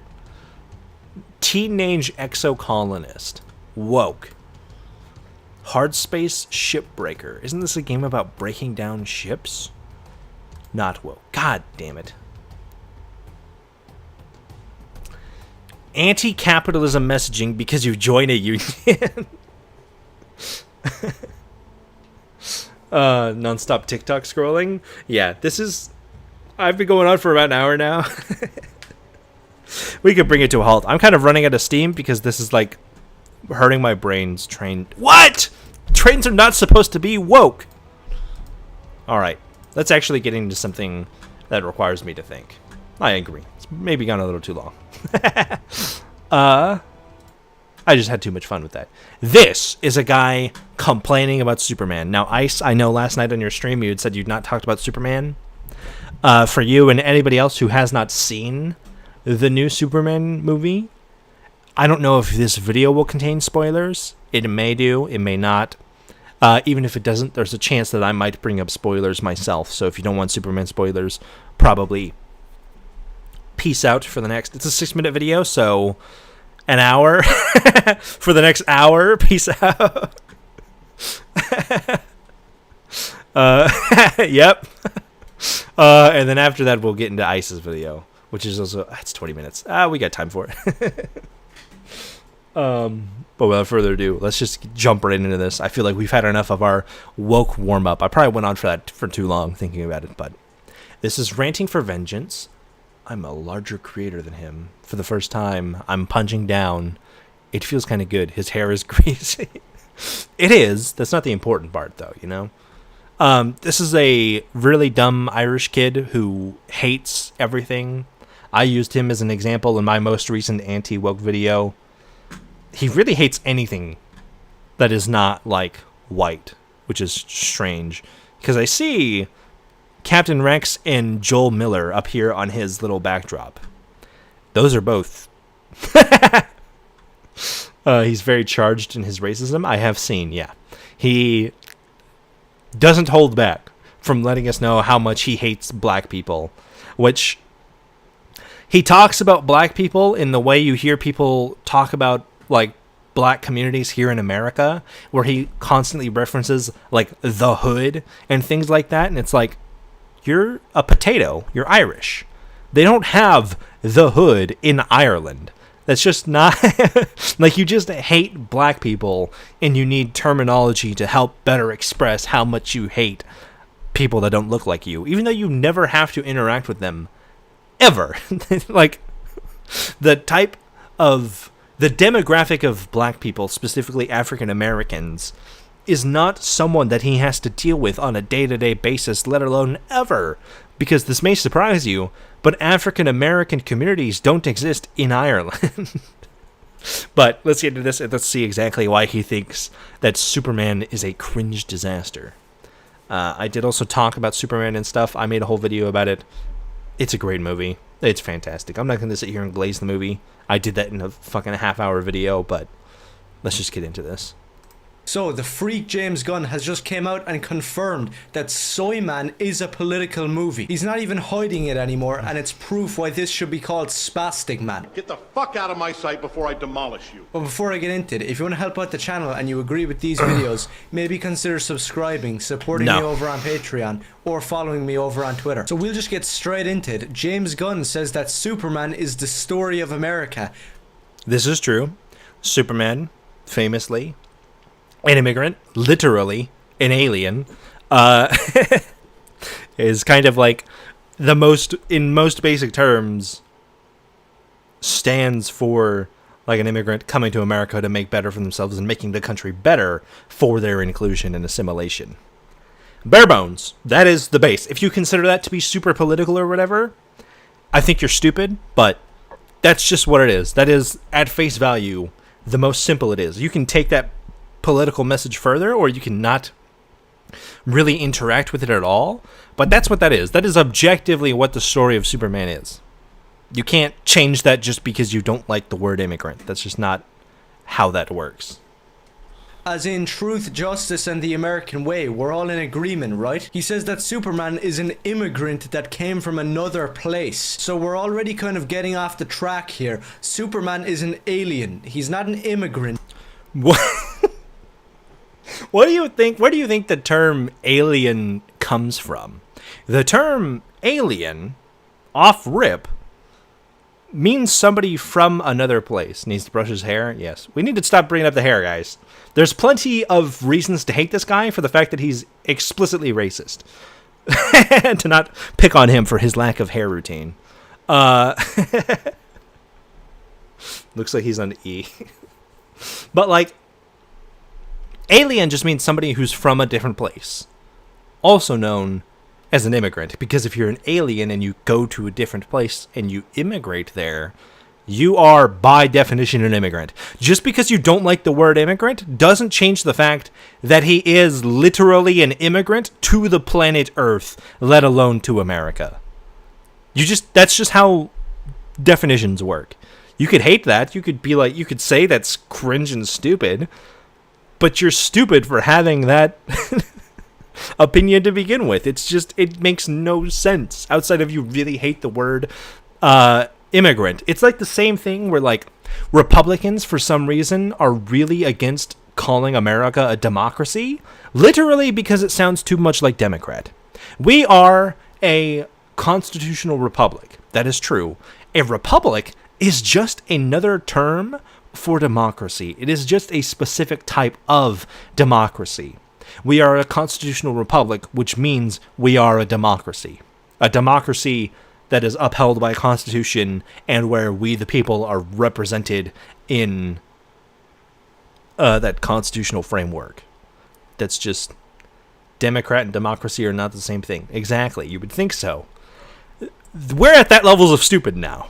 So, like, even being associated with the word that you think is dumb and gay is bad enough. And that's why this whole string of, like, anti-immigrant sentiment being tied up in Superman, he's an alien, not an immigrant, is coming from. It's just, it makes no sense outside of you really, really want to distance yourself from this thing, which is stupid and gay.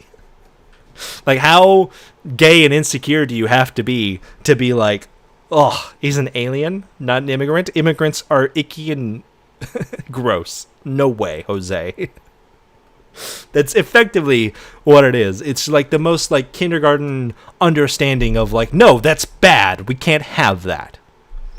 I need to stop ranting and let this potato talk. That's really mean. Sorry. Be less racist and I will not be as aggressive to you. I know I haven't shown that racism that I'm talking about here in this stream so far. It definitely exists. You could find it very easily. I included it in my video about wokeness or whatever that I featured this specific creator in as well. But that's a different thing. He's not some Mexican guy. He's an alien from outer space. Do you think Mexicans are the only immigrants to America?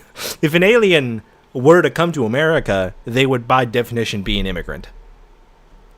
That's how that works. Mexican people coming to America are not the only immigrants. What? Why do you care to begin with? You're in Ireland! You have no frame of reference for the Mexican immigration issue here in the States, outside of what you read on Twitter and what whoever the fuck tells you on YouTube. You're stupid. You have no frame of reference, and you have no knowledge or in any, like, interaction with the culture that you were so desperate to, like, cling on to and defend when you're not even a part of it.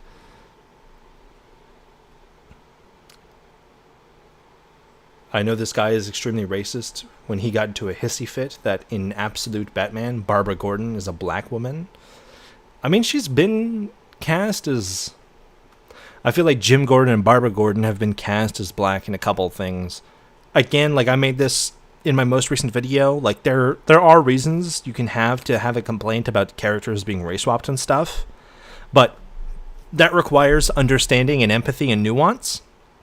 You can't have those conversations when the jump is this person is black. I'm going to start, hurling racial slurs at them. You just can't have that conversation.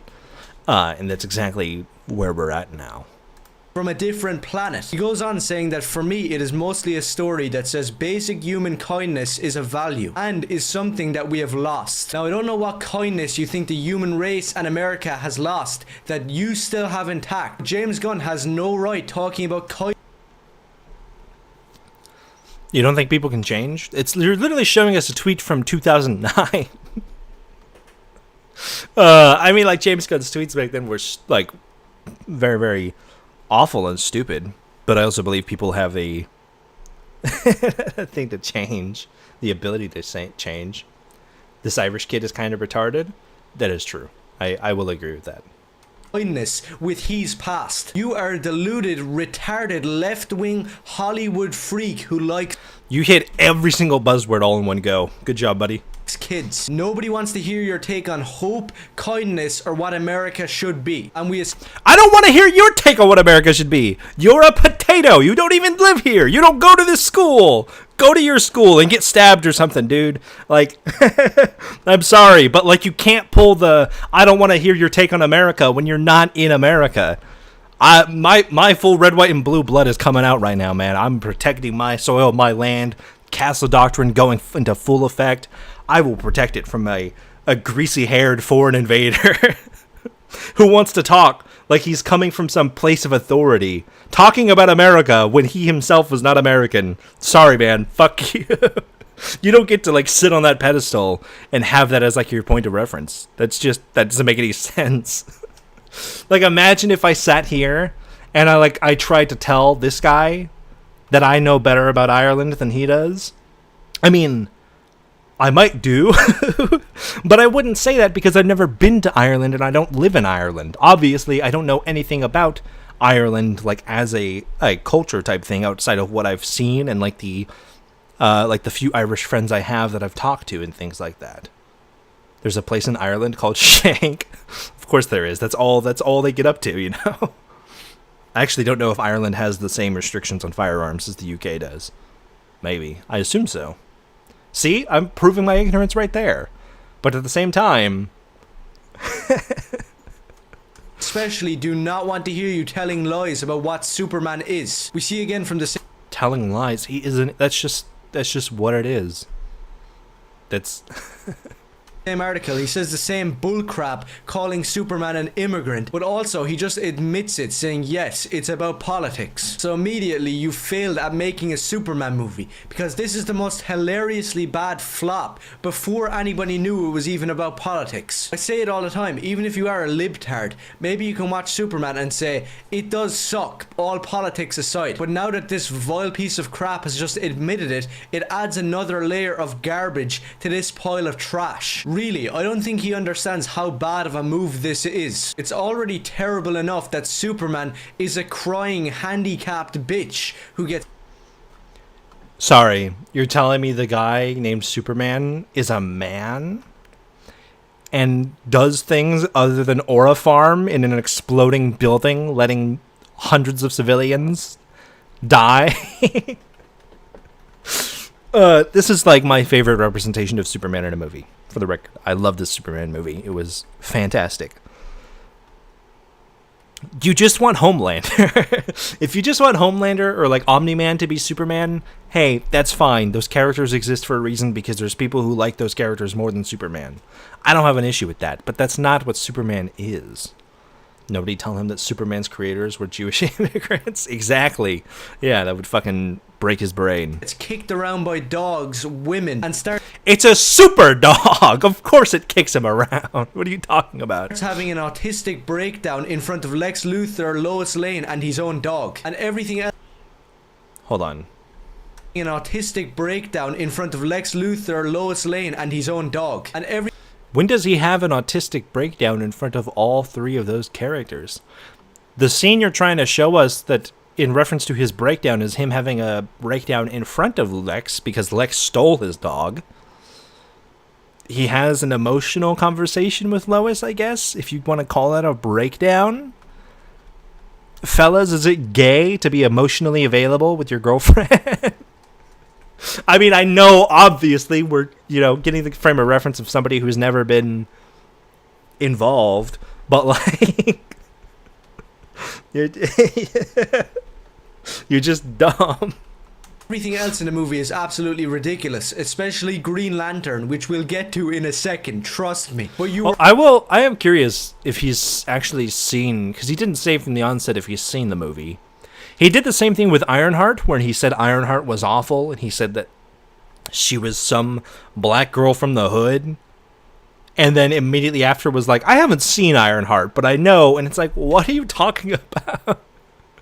You, like, haven't even watched it, but you're going to sit here and spout racial slurs about a character in a show that you haven't watched because you need to hate it because you have to. If he gets to the end of this and he's like, by the way, I haven't seen Superman, but this is just what I'm assuming. And it's like, shut up. We're already fighting a losing battle, and now you've added politics into the mix, which...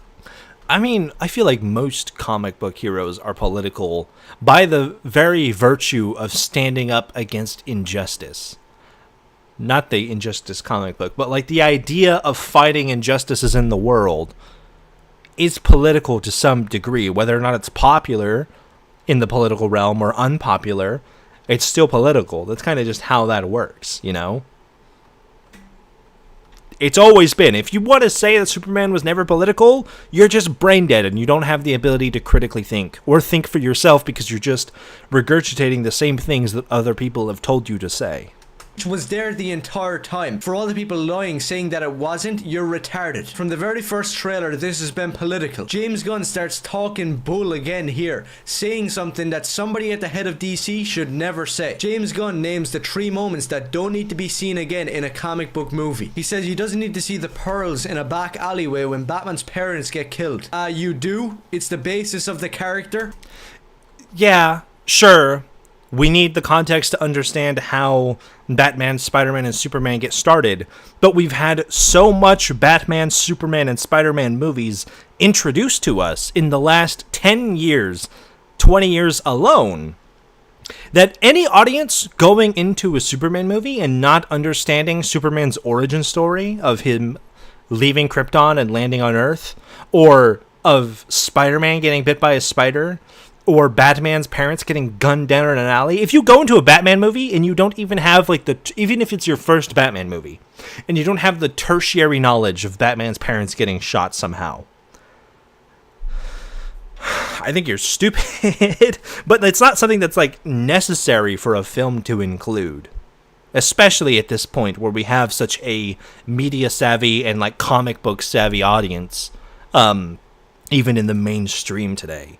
Especially when you have a movie like the Superman movie, it doesn't show it explicitly, but they tell us his entire origin story, that even if this somehow was your very first Superman anything, if you had no idea what Superman was, somehow in 2025, in the world that we're in now, if you somehow didn't know Superman's origin story, they still tell you exactly what happened. They tell you his planet blew up, he came here, he landed in Kansas, he was raised by Ma and Pa Kent. That's all you need to know. You don't have to see it to know that it happened, or for the movie to enlighten you into what happened or how it happened. Do you need to physically see with your eyes the scene happening in order for it to click with you? Are you that brain dead? Like, that is... Use a little bit of critical thought here. It's not something you need to have to understand it.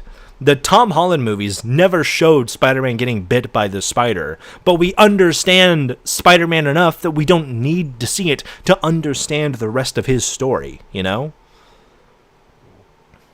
The Batman with Pattinson was incredible and didn't present that scene for the 9 millionth time. Exactly. Like, we don't need to see Batman's parents getting gunned down again and again and again and again every 5 years that there's a new Batman movie. It's just unnecessary. We get it. His parents get shot, he gets depressed, and he punches people. Like, do something more interesting with the Batman story. Otherwise, we're just going to have another 20 movies that all play exactly the same. Man of Steel was basically a movie version of Smallville with insane action. It is like multiple 9/11, like Independence Day level destruction at the end of that movie. I haven't seen I haven't seen Smallville, but I'll have to take your word for it. Go back to Frank Miller's Batman Year One. It's very clearly shown. It has to be. It's the character of Batman. Without that, then he is not the same character. He's not saying that like those actions don't have to exist in the universe, just that you don't have to physically see it with your eyes to understand that that context still exists in the universe. Are you getting the impression that because he said we don't have to see them, that means that like there's this version of Batman is going to be a Batman that has like a living, loving mom and dad at home? Is that where you're coming from? Because that's stupid. That's fucking moronic. That's not close to what he said at all. Don't want Frank Miller touching anything comic related again. It makes no sense not to include it. You handicap. He goes on saying, You handicap. Okay. Brush your hair a little, bro. Now I'm doing it. How dare you, chat? Corrupted me. I don't need to see Spider-Man get bit by a radioactive spider again. Once again, you do, because how the hell do you know Spider-Man has his powers? Because there's been 7 million Spider-Man movies! How in the world? In this modern day and age with superheroes, I'm just going to regurgitate what I just said. In this modern day of superhero movies being as popular as they are, do you walk into a Spider-Man movie and not have the understanding that at some point he's going to be bitten by a radioactive spider? We've had 4 Hollywood Spider-Man origin stories in the last 20 years. There is no way to not know that Spider-Man gets bit by a radioactive spider at one point or another, even if it's not explicitly shown to you. You just don't have any critical thinking skills. It's the basis of the character, and it's disrespectful to just go on like it doesn't exist. And to finish it off, he says, I don't need to see baby... Don't need every movie to be an origin story. Let's keep wasting 20 to 40 minutes of our runtime on retelling. I bet she's going to be the exact same thing with Superman right now. Cal coming from Krypton in a little baby rocket. Once again, you do need to see that. He's doing it again. You can't just cut it out and pretend like he's an immigrant. It's not cut out. It's explicitly told to us in the movie that that's still what happened, which, by the way, still makes him an immigrant. What do you think happens? Do you think he, like, lands in the rocket and, like, baby Superman comes out with an SSI or an SSN and, like, and, like, adoption forms and shit? Like, do you think that was sanctioned by the U.S. government? Do you think Superman is, like, a Korean baby being adopted in the 70s? What? Superman does not come from a different country. He doesn't come He comes from a different planet. That's, in fact, not the same as coming from a different country. It's 100 times worse, I guess, would be the objective word in that statement. From over the border. ICE is not chasing Superman. They would. He's not. He wasn't born on American soil. He came here. That's called immigration. That's how that works. He comes from Krypton. He's an alien. For the 10th... Which, in the act of him going from Krypton to Earth, let alone America, makes him an immigrant. That's how that works. That's just what that is. You can't just say no. Come on. Time. I'm not even a Superman fan, but I can tell that certain things need to happen in a Superman story. Like, he can't be... That happened in the story. It's just not explicitly shown to us. They wouldn't. He's white in Kansas. I mean, that's true. They probably wouldn't question it that much. A whining, crying bitch. He can't get his ass kicked by his own dog. He can't be making... He didn't get his ass kicked by his own dog. He was already fucking on death's door, and the dog was roughhousing with him when he had, like, broken bones and shit. Do you think Superman is, like, impenetrable? He, like, gets his ass kicked all the time in all sorts of media. Is Superman white passing? Incredibly white passing. I mean, he's very human passing at the very least. Chris Pratt Marvel humor jokes, and most importantly, it's not a... By the way, he doesn't make, in the new Superman movie, if you're worried about him making like kind of like Guardians of the Galaxy type jokes, he doesn't. Superman feels like Superman. The first joke he makes is like Krypton like fucks up some furniture or whatever, and he's like, "What the hey, dude?" Which is the most Superman line to ever Superman. This is a farm boy from Kansas. He sounds and acts like a farm boy from Kansas even when he's being Superman. He's not making Chris Pratt type jokes. about immigration or real life politics. And I don't really get involved in drama because I don't really consider my... You don't get yourself involved in drama? Hold on, let's look at this channel real quick. What are the... You made multiple... Dude, you made 1, 2, 3, 4, 5, 6, 7, 8, 9, 10, 11, 12 videos in the last month about the Superman movie, calling it woke and a disaster. And trash.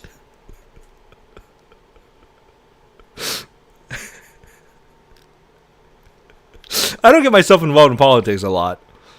There's a video here from 2 weeks ago.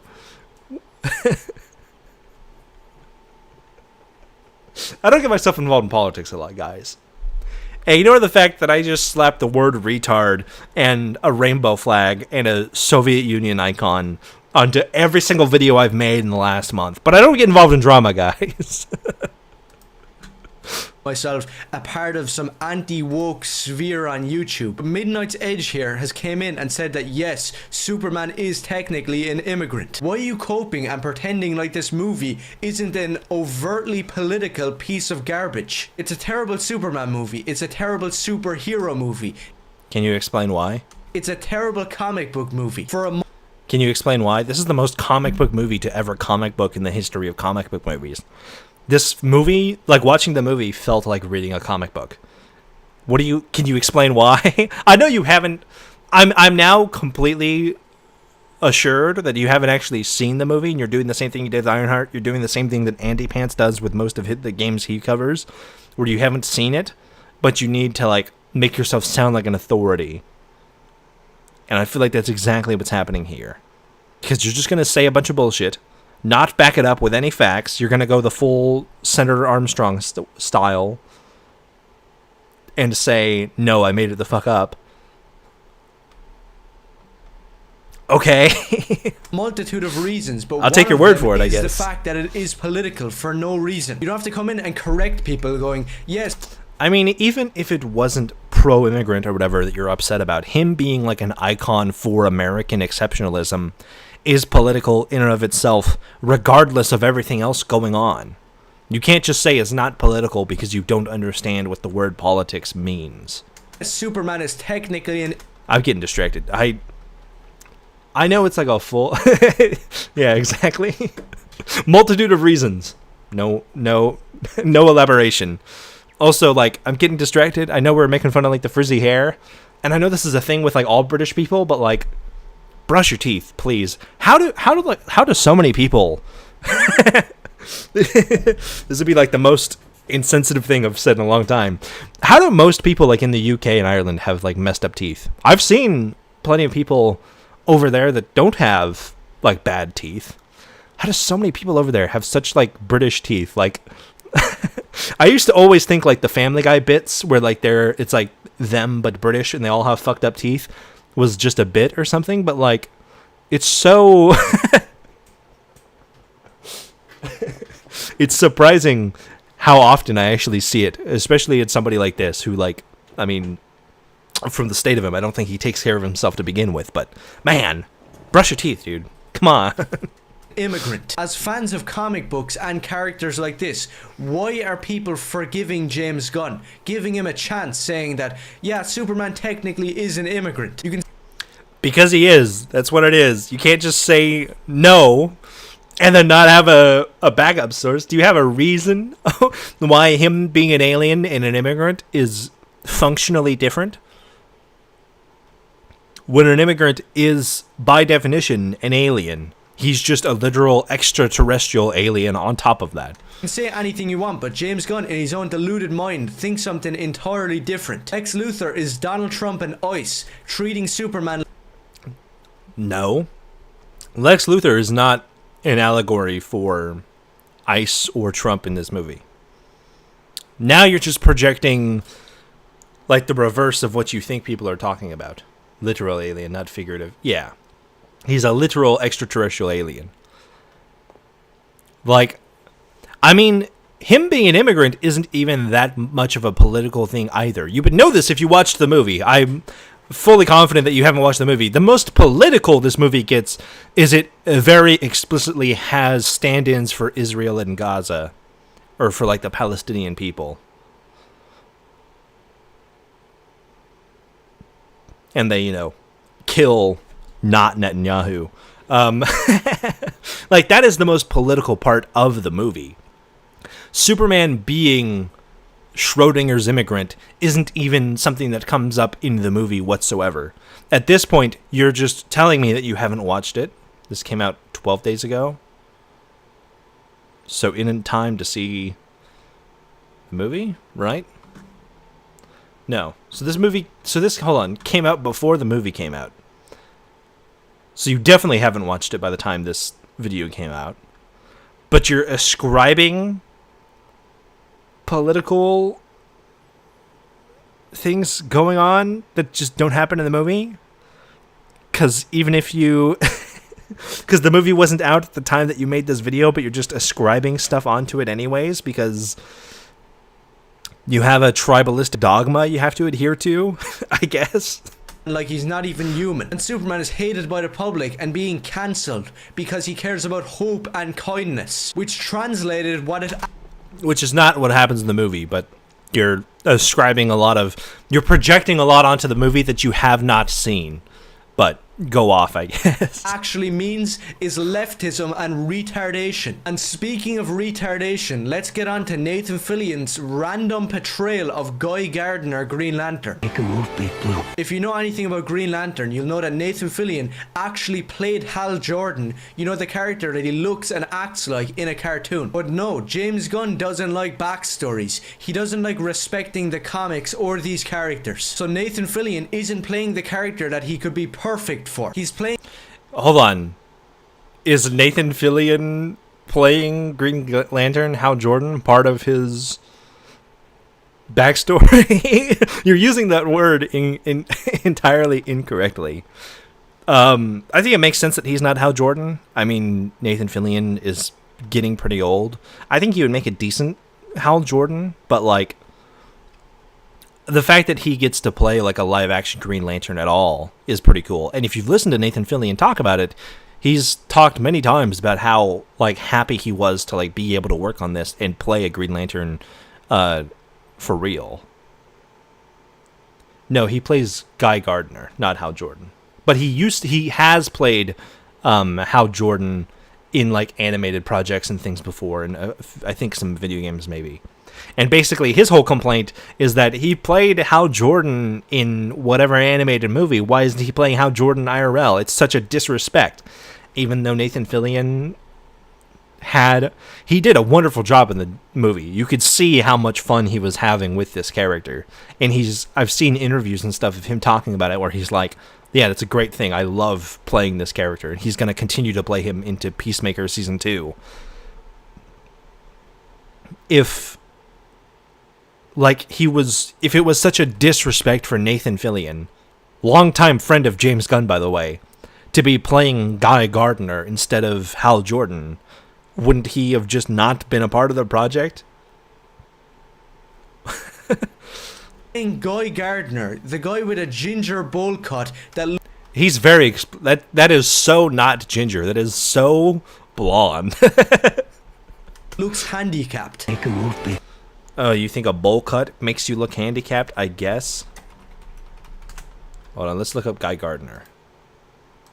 This is the guy who 5 seconds ago was telling us all about comic accuracy. The bowl cut on Nathan Fillion doesn't actually look that bad. It doesn't look as bad as like the bowl cut is in the comics either. Like that bowl cut, like the comics bowl cut is fucking horrendous. The Nathan Fillion bowl cut doesn't look that bad. Like maybe if you're looking at him dead on. For this. Showed you a comic page of Guy Gardner? Oh, you may have. I don't remember. And that's amped up to 11 in this movie. I just saw this You didn't! The movie wasn't out when this video came out. advertisement last night, and I died of cringe on the spot. You didn't die of cringe. You're still alive.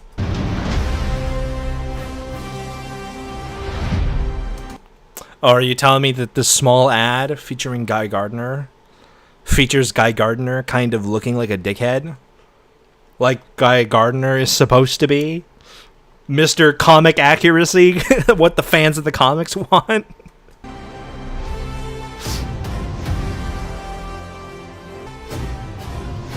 What in the name of God did I just watch? What is James Gunn's direction for Nathan?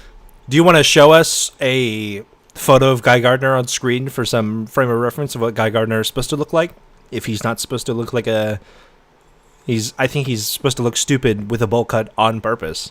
If not, please, show us your reference material. Fillion in every scene that he's in. Okay, man, for this next scene, you're gonna have to act like a total retard. This also isn't a scene. This is very clearly an ad cut.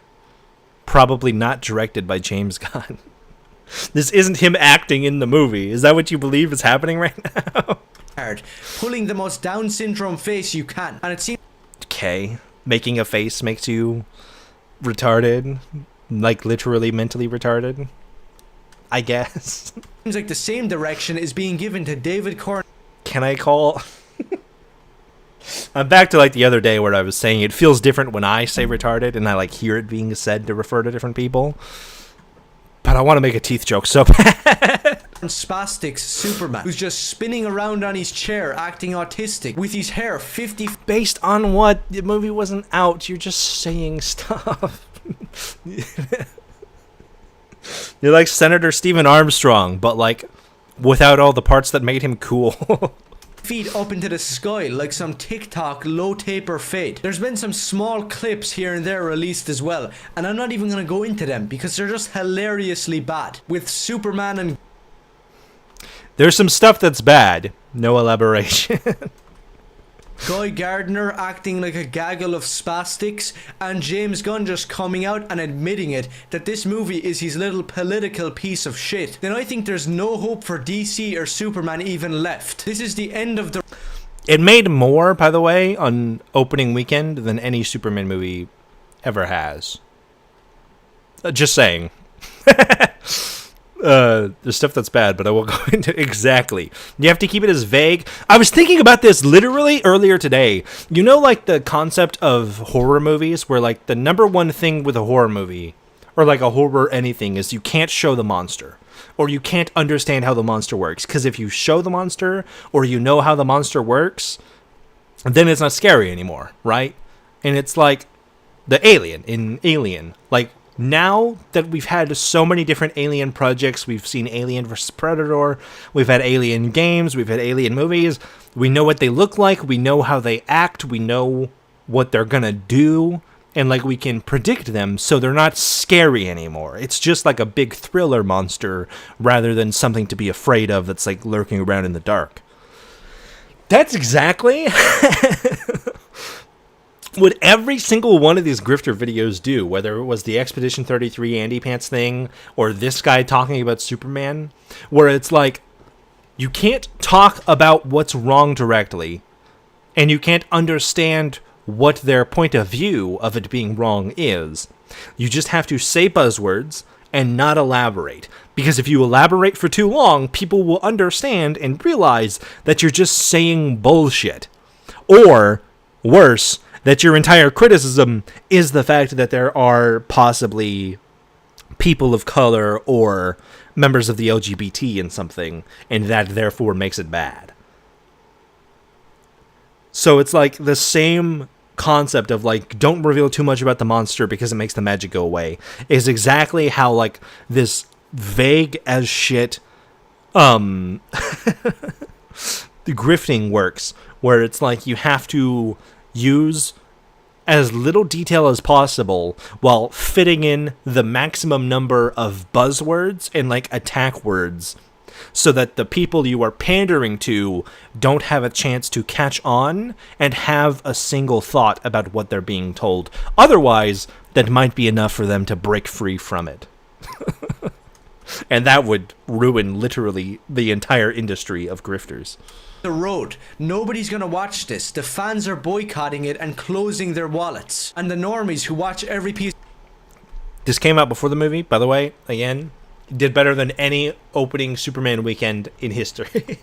So slop fed to them don't even like it either. So if you agree with anything I said and you can see that this is going to be a flop, do let me know and maybe consider subscribing. And if you're in the 1% of dense people who actually love this movie, the dense people are 1%.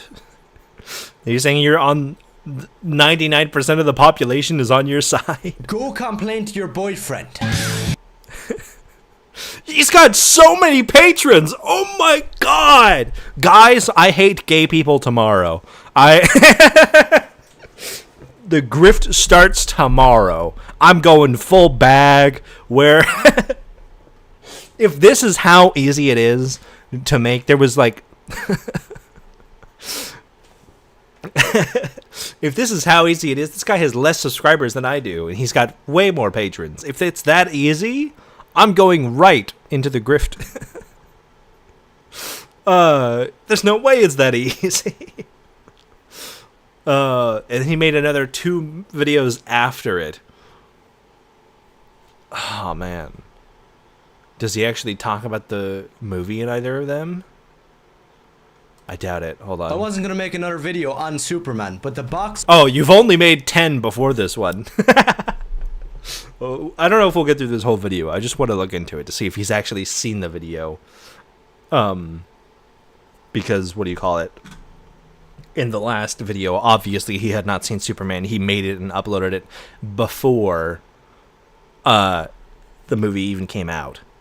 It's way too easy to be evil and make bank. It really is. Like, the fact that, like, this guy and Andy Pants and so many other people, fucking Dr. Disaster, whose entire video was just a repeating GIF for half an hour, and they can get fucking dozens of patrons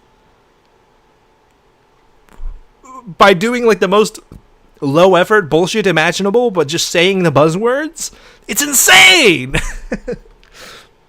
Oh, man. Guys, if I start making if I start an alternate grift channel, can we just not tell anybody in the comments about like the main channel and how I talk shit on the people I am in the act of grifting? Do we think that's possible? Do you think I could live a double life? Office and all the people freaking out online said otherwise. Most of the actors and the people who are... What did you say? I wasn't going to make another video on Superman, but the box office and all the people freaking out online said otherwise. It did incredibly well at the box office, or it has done well at the box office so far. Are you trying to imply that it hasn't? Most of the actors and the people who are making this movie have come out and said some of the most retarded things I've ever heard. But before we get into it, if you agree with anything I say, maybe consider subscribing. I won't consider it. Checking out my Twitter or my Patreon. So I have nothing more to say about the actual film. His hair has somehow gotten greasier. I'm convinced he has not showered in between both videos. Use the same shtick of overly edgy atmosphere. Yeah, they just say retarded or whatever slurs they can get away with that are acceptable to be monetized on YouTube, but not so bad that like they'll actually get banned. They can't say what they actually believe because they would get banned, and they're too pussy to say what's actually on their mind because they have to make sure that they don't get banned off YouTube entirely, because otherwise they won't be making any money. He said I had nothing to say about the actual film. He did. He just said the actors said something stupid. I'm still curious. Of Superman already did a full review, but there seems to be a massive campaign all across the internet. Consider subscribing, checking out my Twitter or my... But there seems to be a massive campaign all across the internet trying to make this movie seem like a massive success. So hold on, is the other video review? Are you telling me that this video is a review? James Gunn's Superman is the worst... He's wearing an Iron Maiden shirt. It's kind of hilarious. ...fucking movie that's ever been made. I stay true to what I said. While it's closed, I'm not giving money to James Gunn, the freak. I think you'll be fine. It made more money than any other Superman movie ever in its first weekend. Or DC. But I did watch Superman fully, so... I think maybe with the exception of Batman v Superman. But I also wouldn't consider that like a Superman movie. It's not a Superman movie. It's a Batman and Superman movie. Somehow, and I don't know how they did it, but James Gunn has managed to make the worst superhero movie ever made. Have you seen... Have you seen the Suicide Squad, like the first one? Are we really going to say the worst superhero movie ever made, unironically, with your full chest out, and expect anyone to take that seriously? He has a clone trooper on the shelf behind him. Yeah, that's literally woke and Disney and gay. He's got a clone trooper. He's got Rex explicitly, who is explicitly anti-imperialist, and Joel Miller from The Last of Us on the other. Like, I can tell by the silhouette that is Joel fucking Miller. You could even see like the flannel and the beard explicitly, even though it's blurred out and you can't really see it in detail. That is Joel fucking Miller from woke game The Last of Us. But this guy is so anti-woke. But he's got Joel fucking Miller. Before we go any further, just be warned that this is not hyperbole. This is not rage bait. This movie is a disgrace to filmmaking. And if you saw the movie and you... This is not hyperbole. This film is a disgrace to filmmaking. I can't even... If you hear that sentence and like you unironically believe it, I don't even think this guy believes it. He's just saying it. This isn't rage bait. Yeah, saying it's not rage bait when this is your 10th out of 11 Superman videos in a month, not even of all time. In a month. It's crazy. You agree and you want to help out this channel, maybe consider subscribing. No. And I'm going to be honest, a lot of these people are just lying because they don't want to destroy the movie. People are saying it isn't woke and it isn't even that bad. So it is woke, but being woke is not a bad thing. some people are saying it's a 10 out of 10 that's better than Iron Man, Avengers Endgame. And I'm here to... I wouldn't say it's a 10 out of 10. I would say it's probably like an 8.5 to a 9, depending on like how much you like James Gunn and Superman in general. I would call it better than Endgame, but I don't think Endgame is explicitly that good of a movie. Like, I think Endgame is special in a lot of ways, but it's not really good, if that makes sense. Like, Endgame can't really stand on its own, which for some reasons is a very good thing because it's like a culmination of the MCU up until that point. But for other reasons, I don't like it as much. It also is horrendously paced. It's a 3-hour movie that feels like a 3-hour movie. To tell you that everybody on all sides of this are lying. Once again, it isn't rage bait. If you watch this movie... It's a movie not trying to win rewards or Grammys. It's just a film to be entertained. It is a very entertaining film. It fucking flew by. I was having a blast the entire time. And yeah, like if you're looking at it from like a cinephile lens, it's probably like closer to like a 6 out of 10 or a 5 out of 10. If you're looking at it from like a filmography, like you're like worried about that criteria in it. I'm not. It's a Superman movie. I'm not expecting it to be like up there with the fucking Godfather or anything. It's a good Superman movie. That's all I care about, really. And it's still fun, and it still is like a decent movie at that, you know? Try to make out the structure. Who greenlit this script? Is there a beginning, a middle, or even an end? It's very explicitly set up into 3 acts, and if you can't distinguish that, you just don't have like the critical thought necessary to watch a comic book movie. Are we just dropped into the worst movie ever created by man? That's exactly what it is. Because from all... The worst movie ever created by man. Let me tell you, The Room exists. That's got to be in contention, right? There's definitely some bad movies out there. The worst movie ever produced by man? Guys, remember, this isn't hyperbole, this isn't rage bait, but it's the worst film ever created by man. Okay. All the trailers, I thought that this movie was going to be terrible, but still a fun time. And there was one fun part that could be excused, which was Nathan Fillion's Guy Gardner, which I actually found... So you liked Guy Gardner. He was a good fit for Guy Gardner, you don't say. Kind of funny. But other than like 5 seconds of footage where Superman and Lois were acting like they were in an actual Superman movie, this was a piece of crap. What is... Okay. And I can't really... Other than this, that I don't explain or elaborate on, this was a piece of crap, which I will also refuse to elaborate on. Stress it enough. There's pieces of crap, and then there's this movie. It's really easy for a movie to be bad. Superman, on the other hand, is like the Flash times 1,000. I can't really put it into... Times 1,000. Sorry, Irish people are so unserious to me. Words, if you haven't watched this movie. There's no structure, there's no writing, there's no acting. The CGI is terrible. I blatantly disagree with all of those. Any examples? I think the CGI is pretty good. I think there's one scene kind of in the middle of the movie where it goes into like very sci-fi territory, and maybe that doesn't necessarily hold up, but that's more so the fact that it's really frantic and it's hard to kind of get a bearing on what's happening because there's a lot going on in a very short amount of time, and maybe that's like the worst. It's not like the CGI is bad, it's just that it's like there's a fuckload happening all at once and it's hard to keep track of. Otherwise, everything else is just wrong. The acting in this is like fucking fantastic. Every single one, not a single one of the actors I think did a bad job. So much comedy, it'll make you want to pluck your own eyes out. Every time Superman even comes close to doing anything that's anyway good, he just gets knocked over by a dog. This literally happens 10 times. Very, very minor spoilers. This scene of him and Krypto in the snow is like the first 10, 30 seconds in the movie. And then it's over. This does not happen literally 10 fucking times. This happens one time. That's it. Krypto being like a rowdy dog that you can't like really control because he's very poorly trained happens a lot.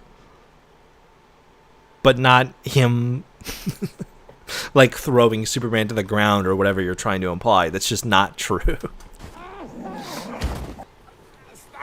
Lex Luthor is a stupid analogy for Donald Trump and rape. He's not. If you walk out of this movie thinking that Lex is any analogy for Donald Trump, you're just stupid. He's not even a politician. Like, he's just Lex Luthor. I wouldn't even say he's like an analogy for like Elon Musk or like an actual billionaire. He's just evil billionaire Lex Luthor, you know? I think comparing him to Donald Trump or Elon or anything like that is honestly giving Elon or Trump too much credit. There's lesbian girl bosses running around. Lesbian girl boss. She's not a lesbian. She's not shown in a relationship. We're just using buzzwords. We're just using buzzwords and no examples. But believe me, bro, I said so. There's an emphasis on Gen Z and TikTok for some reason. I don't know why there would be an emphasis on Gen Z and TikTok when, like, Gen Z is, like, the young generation that's in right now, and TikTok is only used by literally half of the American population. I don't know why TikTok would ever be used. It's also not in the movie. There's just a character that takes selfies, which is not a TikTok thing. If anything, that's more of, like, an Instagram thing. So, wrong again. Reason Superman is... It's like he will say something's bad, not elaborate, and even when he does have an example that he wants to give, it's just blatantly wrong. It's just not true. You're just like making up a script that doesn't exist. Whining for the entire movie. His voice is so high pitched and the dude never stops screaming and being autistic. I don't know how I can say it anymore. This movie is the most retarded thing to ever exist. Genuinely, I've watched a lot of movies from many different countries, time periods. I'm not bragging here. I'm just saying that I know that Superman is probably in the top 3 worst of all of them. Forget every... You've seen so many films from the entire history of film from so many different foreign countries, and Superman is in the top 3 of all of them. Remember, guys, this isn't rage bait or hyperbole. This is his honest, true-to-God opinion, which is just fucking wrong. Every crappy B movie ever made. Forget, like, I don't know, Plan 9 from Outer Space being the worst movie ever made. This is it right here. You thought Marvel humor was bad. Well, they have so much of it that you want to die. By the way, there's nothing funnier than, like, calling Superman autistic because he's yelling, I guess, but then going on to talk about how you have systemically watched every movie from across all of time and from across all these different nations, and you've systematically determined that Superman is the worst one. I don't know, man. That sounds pretty fucking autistic to me. If anyone told me about, like, their super, like, hyper autistic hobbies, that would be one of them. Oh, literally has some of the worst CGI in a new movie, and I'm not alone on this. Just look at the reviews. So people will jump to Rotten Tomatoes right here. Look at the reviews. 82 and 95. Oh no, the horror. And try to prove me wrong, saying that, what are you saying, little bro? The movie is a success. 95 on the audience score. Everybody loves it. I looked through that audience score. It was a big load of bots that loved Crypto, the little cute dog, which was one of the most retarded... It's a big load of bots. Hey, you know, maybe it was a bunch of bots spam liking the movie. Do you have any evidence that they're bots, or are you just saying that? Parts about the entire movie. You come over to a real source like, I don't know, Empire Magazine, and they have it rated 2 out of 5 stars, saying exactly what I'm saying. The movie is so messy and garbage. The end of the movie...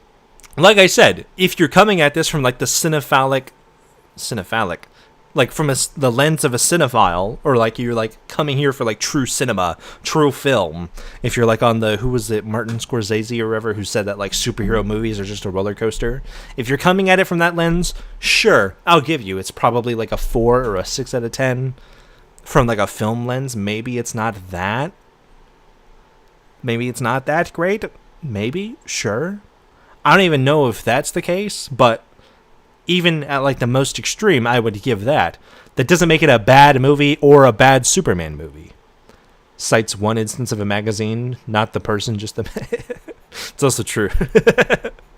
Here's all these positive comments. Bots. Now this one magazine... It's just a CGI mess. The Guardian, 2 out of 5 stars. I don't really know what people are seeing here, but it's getting this... Oh, sorry. 2 magazines! Destroyed. Another news source says it's painfully mediocre. Another news source rates it 2.5 stars. 2.5 out of 4. That is, like, literally... Okay. Out of 5. I don't know what I'm missing here. The movie is... It was out of 4 stars, not out of 5. There was only 4 stars on that page. In some 10 out of 10. Everybody knows it's spasticated. You just don't want to hear it. Now, I'd love to go in depth and... Spasticated is kind of a... I kind of love that word. Fuck. I'm going to use that in the future. Another news source. Why should we trust them? That's... Now, see, now, Ice, now you're putting too much thought into it. You can't. The people like this work entirely on trust me bro logic, and there's nothing more trust me bro than here's a screenshot of a thing that vaguely supports my... It's like when Dr. Disaster tried to tell us that the Nintendo Switch was, like, primarily male, like, catered, like, the audience catered entirely male, and he was showing us a survey of 60,000 players from 2017, and it's like, oh yeah, this is the really in-depth statistics that you're using to prove your point. I'll take my top marks in university writing portfolio review and just yeah, you're using you're, like, overqualified for the job here. To show everything on screen, but I just need to tell you, for the people who haven't watched this movie, how ridiculously bad this is. For the first hour of the movie, Superman is on the ground screaming and whining. That's not a joke, it's not rage bait. He literally doesn't get up off of the ground. He's not rage bait. It's just not true. You're right. It's not rage bait. It's just a lie. For a full 60 minutes. He's in some pocket wormhole universe, and in that universe, Lex Luthor. You're showing us the scene of him being held down with kryptonite. Are you surprised that Superman, when in close proximity to kryptonite, is vulnerable? That's like his thing. Who is terrible and gay, by the way, for some reason. Is terrible and gay. Did you just say? Hold on. And in that universe, Lex Luthor, who is terrible and gay, by the way, for some. Is terrible. Lex Luthor is terrible and gay. By the way, the C plot for the movie is Lex Luthor getting cucked, unironically, in very fun fashion. Like, he has a girlfriend that gets stolen from him by another character, which, like, if you wanted to pull like the super the craziness of like being a cuck is bad or whatever, and you wanted to say that like, oh, they're making Lex Luthor out to be a cuck, sure, I could vaguely understand the sentiment where that's coming from, but calling him gay is just incorrect. Some reason he just shows up and shows Superman that everybody online trying to cancel Superman, typing angry comments, aren't actually real. They're a big load of monkeys typing at a keyboard. No, that's not a joke. I didn't make that up. Yeah, the angry monkeys is hilarious. He's also not saying everybody that hates Superman. He's just heavily inflating it. James Gunn is saying that everybody hating and review bombing Superman are monkeys. So let me just do You, dude, your hair routine. You are much like a primate. The teeth, the hair. I'm just saying. This guy is trying to cancel Superman more than the people in the movie. Yes, he is the rage monkey, unironically. Do the math real quick. He's not only calling me and everybody who doesn't like the movie a monkey. If you're an Indian kid or if you're a black person who says something on Twitter against James Gunn, he thinks you're a monkey. Are you trying to extrapolate the Shakespeare monkeys in the movie to James Gunn being racist when in your video about Ironheart you went on for about how like Riri is just some little black girl from the hood, but you're the guy standing up to James Gunn for being a racist. Okay, cool.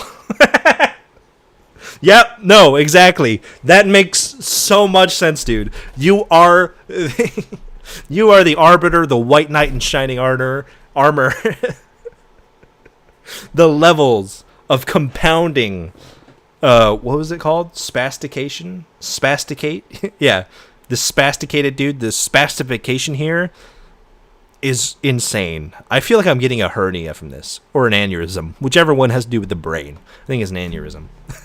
Really not a good look. And speaking of not good looks, David Corenswet looks about 400 pounds in the terribly... Okay, not hyperbole, not rage bait. Hernia of the brain. Saying David Corenswet looks like he's 400 pounds. He doesn't. He looks like Superman. You could... I guess stylistically, if you really don't like the trunks and you think the trunks are stupid, fine, whatever. I don't think the trunks are stupid. I think the trunks make him more like Superman than without it. But, sure. Not hyperbole, not rage bait, by the way, guys. made suit. There's kids all over this movie. Why do you ask? Because it's a James Gunn production. And we'll just pretend like this guy isn't a freak. Every single person in Metropolis is Indian and play really big parts in... Malik is not Indian. You just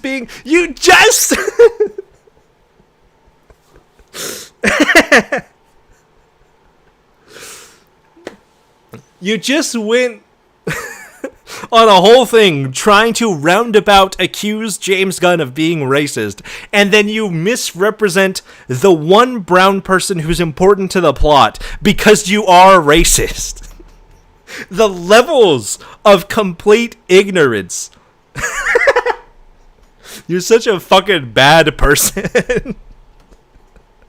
Holy shit. in the movie, like some random Indian convenience store worker or something. He's not.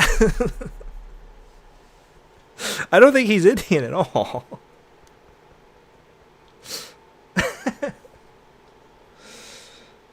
Oh.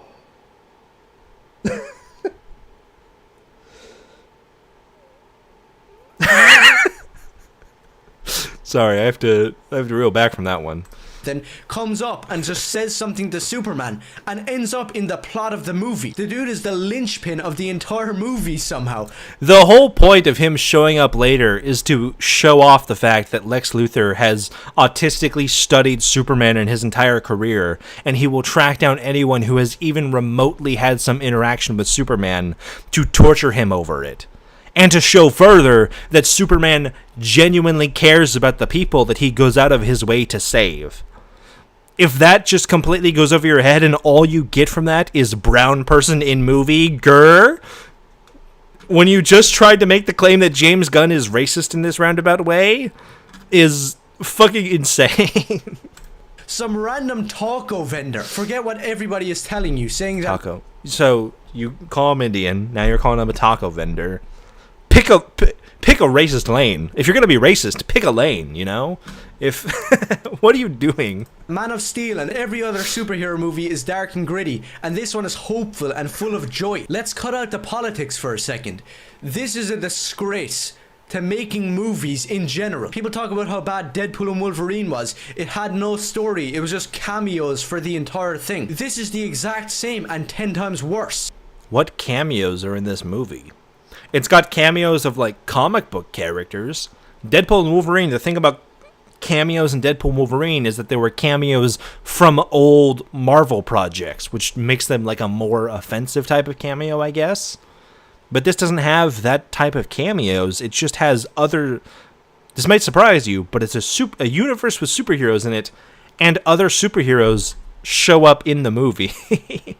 I'm not overreacting and I'm not making a big deal out of it. This movie doesn't have a plot. It has no story. It has barely any redeeming element. It's got a very solid plot. It's a very basic Superman of, like, your past doesn't define you. What you do with your actions, it does. It's like a very simple Superman plot, but it works incredibly well. To say it has no plot is just dumb. Elements. People make fun of it all the time. The American acting legend Kevin Costner, who played Superman's dad in Man of Steel. And people are actually saying that these two random spastics that they have in Superman 2025 is somehow better. Watch the movie and tell me that his two parents... His parents in this movie are just people. That's what they're supposed to be. They're just random people from Kansas. As somebody who's not Irish, who lives in the South of America and has a lot of, like, extended family or in-law family that live in the woods of Arkansas and Kansas and stuff, let me tell you, Jaw and Martha Kent in this version of Superman are way more realistic to the southern U.S. than they were in the Man of Steel version of Superman. That's just true. Just because you are offended that people look like people, the fact that you're commenting on the looks of people with your greasy-ass hair, misplaced teeth, and racist ideology all wrapped into one shitty potato package is astounding to me. Like, how? aren't extremely retarded. Why are they two backwards rednecks who I do not care? Why are they two backwards? They're not backwards rednecks. They're just people from the South on a farm in Kansas. Fork found in kitchen. About. The only few things I can think of that are semi-even passable was Nathan Fillion's Guy Gardner, which was funny because the dude was just a douchebag. And Lois Lane and Guy Gardner was a douchebag. As a douchebag is... Or as a Guy Gardner is supposed to be. Clark Kent weren't really that bad, except for when Clark had an autistic meltdown and his voice went so high-pitched, like some little bitch. And I don't want to hear an Irish guy talk about high-pitched voices. You people don't sound... Now I'm doing it. Now I'm getting racist. But you people... Irish people just don't sound human. You sound like you're about to sell me a pot of gold. Please don't talk about voices. You're just projecting. Lois Lane goes off on a monologue about fake punk rock. Superman is sipping cocoa and crying his eyes out for the entire movie. And we see here, we're going to be getting spin-offs with Mr. Terrific and Jimmy Olsen. These people weren't scene stealers like people are going to try to tell you online. Mr. Terrific gets an entire scene where he gets to steal it. What are you talking about? I love this Mr. Terrific. He was fantastic. Jimmy Olsen was kind of like more in the background. Like I said, he was like part of the C plot. But I guess. Terrific was some black dude who had some ridiculously caricature accent of like a preacher down south. And also, he had more screen. He did not sound like a southern preacher at all. Why? The amount of like racism you've displayed in this one video alone, and then to like try and accuse Mr. Terrific of being a caricature when he's like not, he doesn't really fit any black stereotypes at all, unless being confident is like a black American stereotype now. Again, it's just incorrect. Time than Superman. And the same goes for Jimmy Olsen, who was acting really weird throughout the entire movie. Like, all these girls wanted to go out with him, and the dude was just acting gay, like he didn't want any part in it. Oh, a guy doesn't enjoy women merely for their physical attractiveness. He must be gay. Right, guys? Because I'm also drowning in women, he says with his... Make another teeth joke. I feel like I should slow down. Oh yeah, and he also had more screen time than Superman. And James Gunn... He did not, but sure. DC are talking here about how they're going to be making tons of new TV shows and movies, bringing together the Justice League. I don't know how anybody could be excited for this after watching Superman. The Hall of Justice was Guy Gardner, Mr. Terrific, and Hawkgirl. Because it's not the Justice League yet. They're not set up yet. That's like a plot point in the movie, is that they aren't put together yet. And everybody is kind of like figuring it out. And Superman inspires them to be better heroes. It's like the plot of the movie that you said the movie doesn't have. Sitting around in a massive empty room. And you see some handicap here. Don't let anybody tell you no. And is your... Okay. Nobody cares about Superman. Are you blind? I just showed you 20 reviews from... 20? You did not show us 20 reviews. Not hyperbole, not rage bait, guys. You did not show us 20 reviews. You showed us 3 random cutouts from magazines that aren't very big and aren't very prominent. But sure, go off. Massive news sources that all just said it was a 2 out of 5. No, he did show 3 reviews, but they were all completely cut out. This isn't The Dark Knight. This isn't Iron Man. It isn't... No, I would say it's probably on par with Iron Man. It depends on what you look to get out of a Superman movie. From a movie lens, it probably is not as good as The Dark Knight, but I also don't like The Dark Knight. I think those are bad Batman movies. Again, it depends what you're trying to get out of a movie, and I don't think anyone is saying that it's better. Well, I would say it's better than The Dark Knight, because I think it's better for the character. But again, a lot of that is still subjective anyways. Even Man of Steel, and it definitely isn't Christopher Reeve in Superman the movie. This isn't even an 8 out of... By the way, Christopher Reeve's son is in the movie, and reportedly had a lot of good things to say about it. 10. It's like, I don't know, a 1 out of 10. This isn't a movie. It's a big load of CGI for 2 hours. And this story just came out that Ta-Nehisi Coates was going to make a black Superman movie. And it actually got cancelled because they realized that it was too woke. Nobody wants to watch some civil rights activist, black race-swapped Superman. But at the end, as a little caveat, James Gunn will still probably make the movie in the future. Who wants that? I think there's probably some audience for it. It may not be as big as like the traditional Superman story. But why not? If you can have more options, that's just more options for people to choose from. You don't have to watch every movie. Is somebody holding you at gunpoint and telling you need to go watch Superman? Stop being gay. Have some agency in your life and do what you want to do. And let other people do what they want to do. And maybe those things don't align. And you know what? That's okay. Don't have a spaz about it. even want David Corn Sweat Superman. That was the non-woke version. The movie with the two warring factions and countries that definitely don't represent a certain conflict in the Middle East that's happening right now. Don't try to tell me that this movie isn't woke or not political. If you think that, go screw yourself. It is. The entire movie is about Trump, immigration. I mean, it has nothing to do with Trump or immigration, but it definitely does touch on the Israel-Gaza conflict. And I guess by like the arbitrary modern definition of woke, which doesn't really mean anything, yeah, I guess it's woke. Hell yeah, brother. Immigrants. And as I just mentioned, other conflicts in other countries. I really don't know what I'm missing here. This movie was the biggest heap of shit I've ever watched. At first I found it maybe you just have bad taste. Maybe you're just a racist. Not maybe, you very clearly are, but like... funny to just laugh at it from the trailers, but watching it, it was just so bad I couldn't even believe it. How did a movie like this ever get greenlit? So much... I actually am still not even convinced that you've watched the movie based on everything you've said. Because I don't think there's anything coming out in this review that doesn't just sound like I'm slightly more...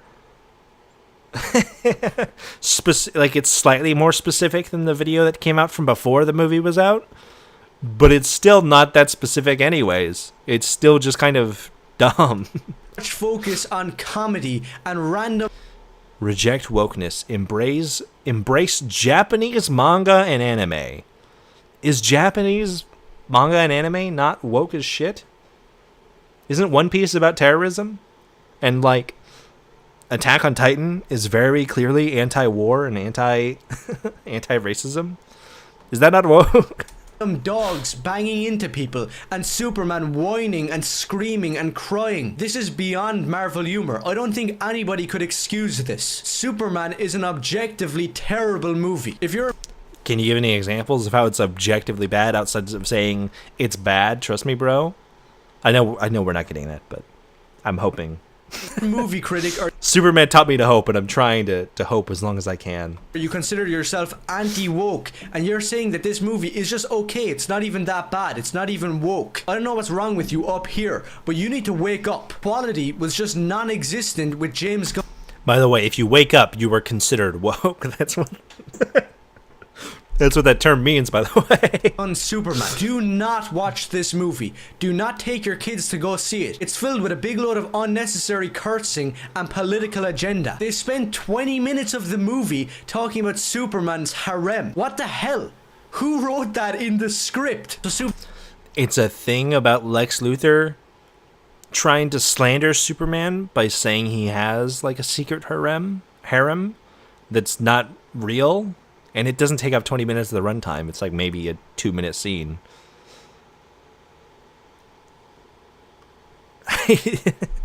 Not hyperbole or rage bait, guys. Keep that in mind. Superman's original parents and Krypton just go straight out the window. Spoiler alert, sorry to break it to you, but his parents are just evil for some reason. And then his fake parents down on Earth are too...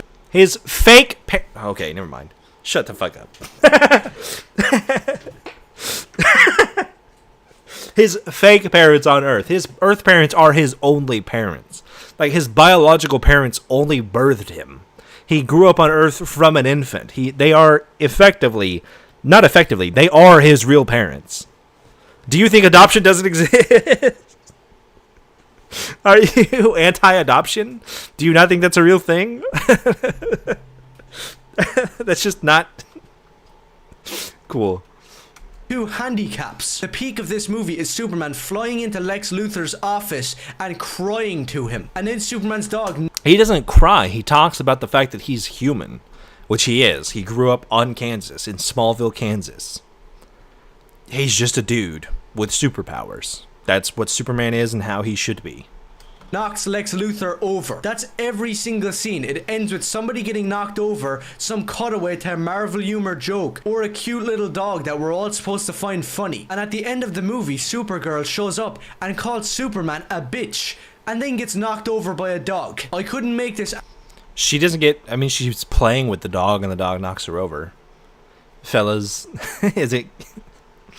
Fellas, is it gay to have human emotions? Fellas, is it gay to play with your dog? any more funny even if I wanted to. And it still has all the touches of a James Gunn disaster. The vile human piece of shit, James Gunn, and his brother both came out before this movie just a couple of days ago and were laughing and sneering at everybody. It is exactly what the movie is about, I think. That, like, we support our people, you know? We love our immigrants. Yes, Superman is an immigrant. And yes, if you don't like that, then you're not American. You said it's an immigrant. Yes, America was founded literally by immigrants. I mean, they were genocidal, very hateful immigrants, but it was literally founded by immigrants at the very least. Story. It's a political movie. MAGA today is going nuts. What do you have to say to MAGA? I don't have anything. I think this movie's for everybody. I don't have anything to say to anybody. Like, I'm not here. MAGA today was getting a little upset that he called Superman an immigrant. I wanted to get your reaction. Somebody needs a hug. Are you mad that he, when they're talking about people being angry, his reaction is maybe we should be kind and give people hugs? Is that really what we're getting our panties in a bunch over? It's not review bombing, it's not Snyder cult. I do not care about Zack Snyder's Man of Steel. The dude is a terrible movie maker as well, but 10 Okay. trillion times better than James Gunn. Stop coping and saying that James Gunn is a great filmmaker. I've watched most of the guy's movies. Not one of them is good. Endless needle drop. If you could just be wrong. That's very true. I can understand people who don't like the Guardians movies, but like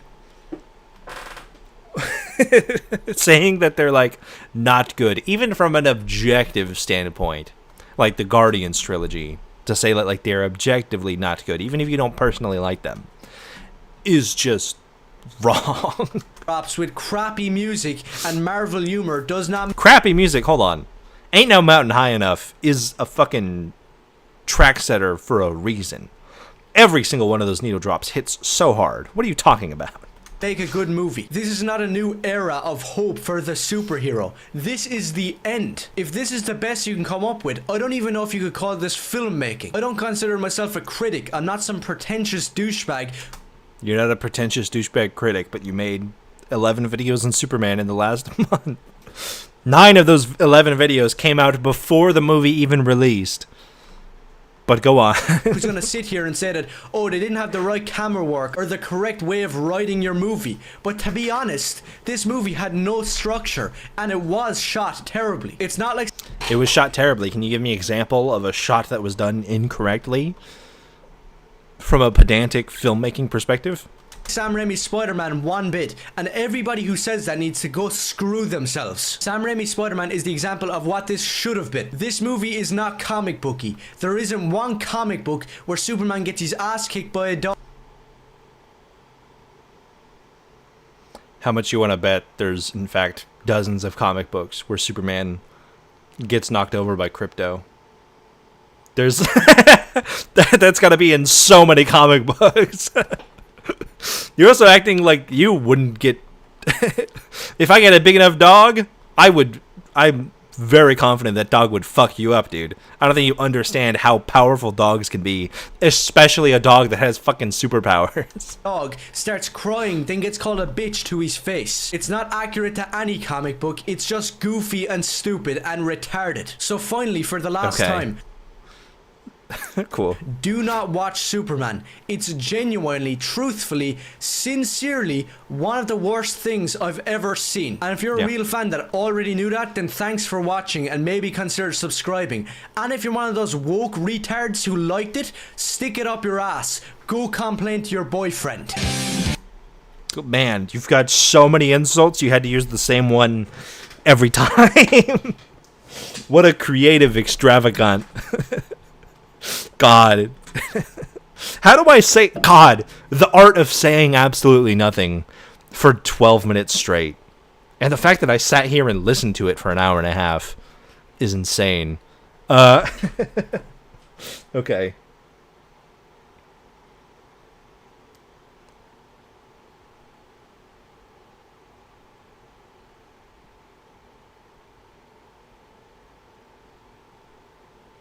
Okay, cool. Sorry, I got a notification on a YouTube comment. Somebody on my anti-woke videos said, "Oh, sorry, man. I liked your other stuff, but now that you've gone down this route, I have to unsub from the channel. This is just not the kind of stuff I want." Which was funny to me because I made political stuff long before I made any kind of like Warhammer Versus content. He was really upset about that. And I was like, if that's what you have an issue with, you probably should have unsubscribed from the channel a while ago. And then I got a response on YouTube. I'm plugging this up on my keyboard. If I got a response on reply on YouTube like half an hour ago where he was like, actually, you know what? After thinking about it, I'm probably gonna resubscribe. It's like, cool, thank you. At least like I would take that chance to like make fun of somebody like that, but at least like having some sense of what do you call it? Understanding, accountability. Hold on, real quick. We'll go back to this. I wonder what the comments say. The comments aren't even on his side. Hell yeah. Bro is sponsored by Luther Corp. Worst movie ever made. You're free to your opinion, but how many movies have you actually seen? This guy is one of Lex shitposting monkeys. Oh, man. Who let bro cook? He burnt the entire city down.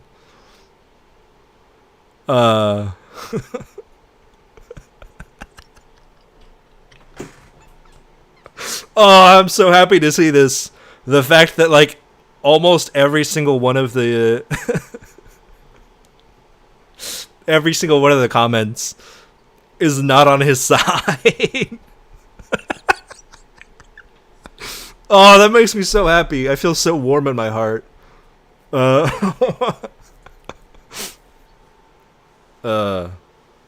girl in the video has a funny voice. I love that, man. Oh, man.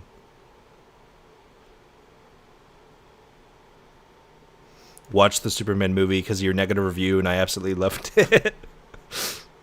Oh, man.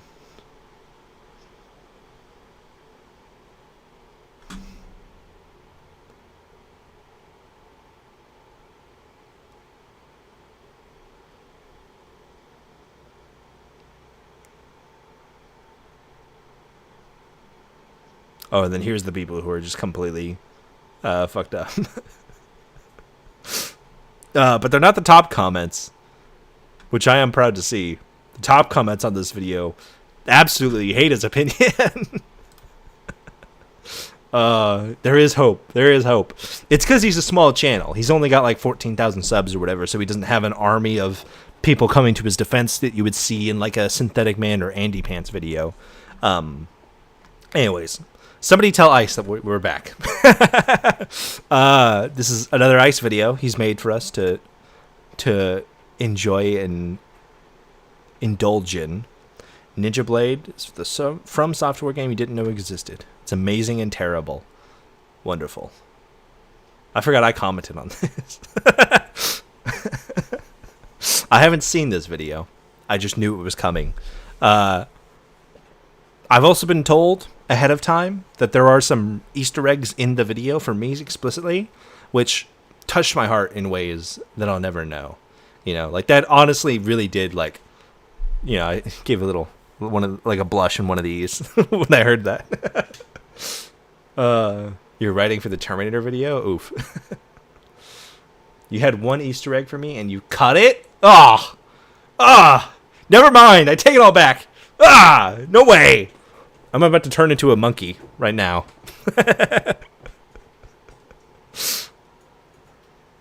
You cut a section for time. No! I've been betrayed. I take back all the nice feelings I had about Ice, actually. I will, though. The opposite of what we did for the last two videos. Put this in the stream. There is a tangential Gears thing in this, I'll hear. Okay, keep an ear out. I dropped the video in the chat for everybody. If you just open it up, look at it, leave a like on it, give it a view, subscribe to Ice's channel if you haven't already. We watch most of his videos that he's been coming out with on stream, but like even beyond that, they're just good videos and fun to watch. So let's get into this, the forgotten From Software game. In the current year, From Software is the king under the hill. They're the Doomslayers of modern gaming, the goose with the golden butthole, the creme de la resistance, in a league of no one, the pickle of perfection. And they got there by fostering great series like Kingsfield and Armored Core before going absolutely hog wild with banger after banger starting in 2009. We're talking Demon's Souls, Dark Souls 2, Dark Souls 3, Bloodborne, Sekiro, and the big bad crown on King Neptune's bald head. They really are just like a studio that has not missed in a long time.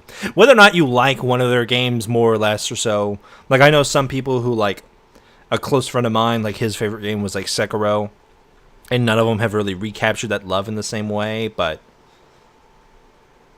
they've really not. Like, even as somebody who doesn't like Dark Souls games and stuff like that, I don't like the genre of like Soulsborne type games, but they've really fucking knocked it out of the park every time.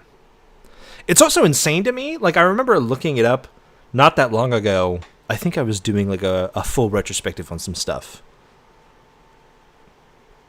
I'll have to DM you about that one, Ice. I don't want to say it here on stream and let it out in the public. But Dark Souls 1 was like 2011. Which, like, I thought that was like a 2005, 2006 game. Like, I thought that was an old-ass game. But then it was like Dark Souls 1 was 2011 and Dark Souls 3 is like 2015. They knocked those 3 games out in like no time. And then Bloodborne, and then Sekiro, and then Elden Ring. And it's like, dude, that's crazy. Haven't beaten any of the Dark Souls. Neither have I. I got like most of the way through Dark Souls 3. And even then, like my buddies that are really into Dark Souls helped walk me through most of it. And then Elden Ring, I got most of the way through on my own even. But like my strategy was like the George R.R. Martin sword, the sword of ice and fire or whatever the fuck. And they nerfed it. And I was like, okay, then never mind. My strategy doesn't work anymore. And I gave up. The graphics are dog shit. Oh, the Quantum TV reference. I love that. It's amazing. It's fantastic. You know what? Just kill yourself, man. I love that whole saga is fantastic. Game of the year winner is Elden Ring. But before all of that, they were just kind of middle of the road like so many other developers and publishers. The Armored Core series had a cult following, sure, but not enough to make them a household name. And with the ultra-hot competition of the 7th generation in full swing, Microsoft and PlayStation were looking to find those exclusives that would push them into the lead. From Software was able to secure a deal to develop a game exclusively for the PlayStation 3, but did you know that From Software also got a deal to develop a game exclusive to the Xbox 360, and it also came out in 2009? This is Ninja Blade. I first played Ninja Blade back when it first came out, and I can remember renting it from a Hollywood Video and kind of fondly remember playing it and enjoying it. I don't know anything about this game. If I saw this, I've probably seen it on like the 360 market from like when I was still playing 360. But felt super uncomfortable recording, so it just got through. Oh, the script. I feel like back when I was still using a 360 and stuff, if I saw this, I probably would have just conflated it with like Ninja Gaiden or something and not really understood the difference. I don't know fuck all about this game. I think I tuned into one of your streams, Ice, when you were still playing through it. And even then I thought it was a Ninja Gaiden game. But it'll be interesting to learn about. My keyboard just doesn't want to work right now. I need to get new batteries. But I only recently found out that it was by From Software about a year ago when I was making my list of games that I want to cover, and everyone that I mention it to seems to have no knowledge of its existence. The first question everyone always asks is, what's it like? And I can best describe it as a Ninja Gaiden clone, except for one big problem. It's infected with QuickTime events. So it's Ninja Gaiden, but better.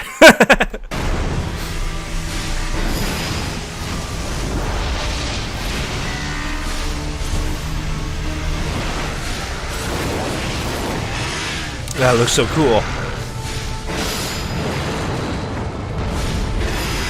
Before we dive into the review, a massive thanks to my channel members for supporting me. You can join these Master Ninjas on screen for only $1 a month. Ninja Blade released on April 7th, 2009 here in North America to absolutely no fanfare.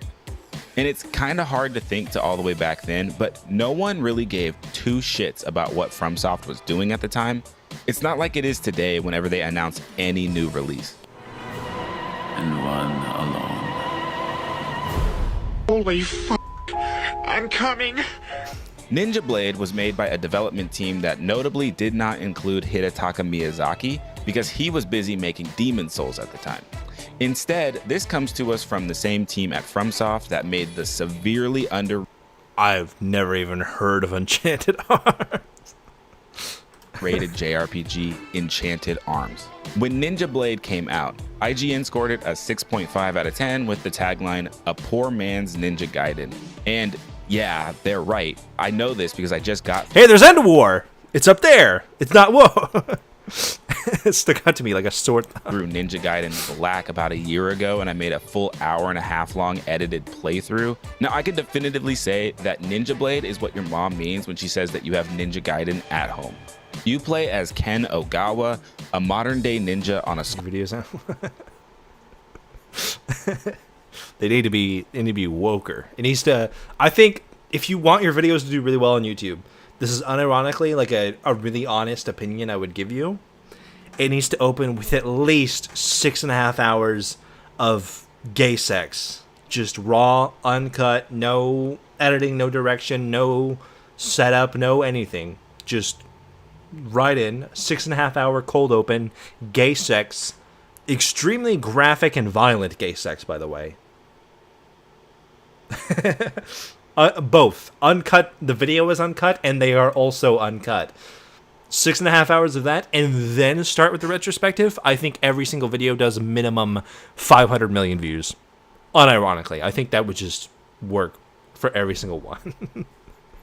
Squad organized to cull any outbreaks of these parasitic worms that infest humans, mutating them into massive, horrible abominations. I don't like the worm These visuals. alpha worms, as they're called, were of course found in Africa because black people, am I right? Unable to prevent the spread, the governments nuked the area and swept the whole... That's interesting seeing that world map. It is kind of funny to see a world map. It makes sense. It's a Japanese studio that they do like the reverse, where they put the Americas on the right side and they put Japan is more towards the center. I don't know why that stuck out to me, but I was looking at this and I was like, huh. It's like one of the main tells that you'll see of a game that is like produced in the East versus a game that is made here in the West, where we use the Mercator projection, I believe is the official term for it. Thing under the rug. But of course that didn't work, so Ken and this squad of ninjas are sent to Tokyo, where the alpha worms are trying to take over the world. Of course! If the ninjas can't save the day, the secret government agency that runs the world from poorly lit rooms will fire a laser to destroy the city. So Ken and his squad, led by his father, jump from a plane without a parachute down onto the city. But before you get into the fighting and the action combat, you get to experience the one thing that screams late 2000s gaming. Totally unnecessary, but incredibly epic sequences of QuickTime events. 10 out of 10. I'm playing this game tomorrow.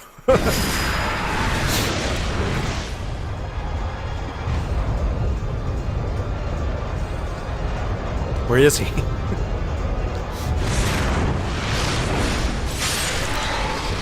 Okay.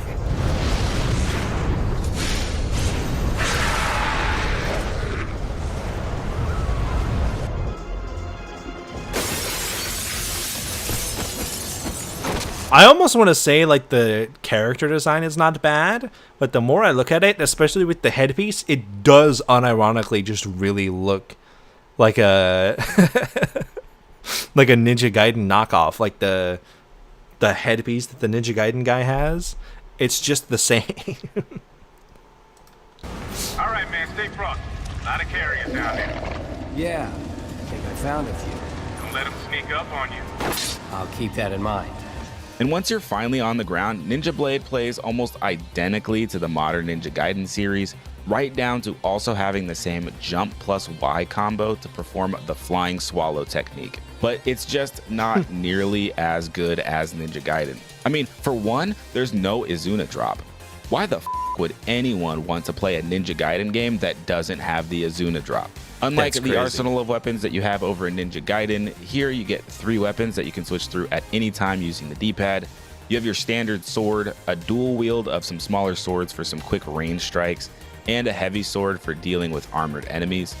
The twin blades and the heavy sword actually get used in platforming, allowing you to mash A to break destructible walls or use the grapple wires to reach distant platforms. And speaking of platforming, just like Ninja Gaiden, you can wall run, you can jump between walls, and you can perform mid-air attacks after jumping from walls. You also have access. I do say I do like the flair of the platforming of like the green neon after image.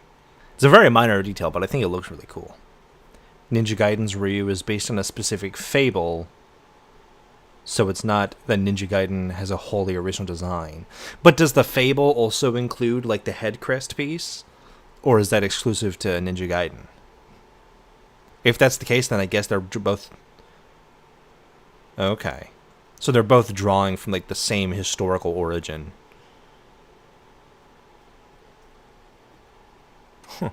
Access to ninjutsu, which in this game is tied to your chakram, and it's really lame. 3 options are available. You've got wind, fire, and lightning. The wind ninjutsu spins the blade around you and it puts out fires, whether those are environmental hazard fires or the fires that are on flaming enemies. And I sort of enjoyed that I had to use the tools in my arsenal to create opportunities and to clear up the battle. I guess that makes more sense, and that would make it... I mean, they're both made by, I don't know, actually, the studio that made Ninja Gaiden. Is that also a Japanese studio? Because it's kind of just like 2 different American studios putting in a, like, generic burger place. In Japan? Okay. Like, if they're just drawing from, like, cultural inspirations rather than, like, ripping off one or the other. That would make more sense. Battlefield. The fire ninjutsu is pretty basic. It can set enemies alight and burn down hives that spawn the swarming bastard ass fucking bees. Bees? The lightning ninjutsu can call down lightning strikes on enemies, which is so useless I don't think I ever used it after the tutorial. It can also spawn a wave of lightning balls in front of you that can reflect enemy projectiles back at the enemy. You can also reflect the projectiles yourself by timing a swing of your sword, not blocking or parrying like you'd expect, but actually hitting the projectiles with your sword. The window to hit them is pretty tight, and you have to account for the wind-up animations, which is really annoying. But thankfully, the twin blades have this attack that lets you just stand still and spin them around, which counts as attacks for reflecting projectiles. The combat just isn't anything special in Ninja Blade. The combo lists are so bare bones that you'll just be spamming light and heavy attack and switching between the 3 weapons to deal with the different enemies, like using your heavy sword to break the shields or use a spinning attack with the twin blades to slice up a swarm of bats. As you kill enemies, you'll get these red orbs, which are used to upgrade your weapons and your ninjutsu, unlocking more combos, but the combos aren't anything fancy and they don't really add much variety to the combat anyway. I mean, just look at the combo list here. You'll see that it's just hitting X button over and over again or hitting the Y button over again, maybe using a modifier like one of the triggers. And I'm just gonna keep beating this gift horse in the mouth. Ninja Gaiden has the most iconic combo ever with Izuna Drop, a combo that I can pull off in my sleep. One that feels satisfying the first time you do it and just as satisfying after the 1000th time.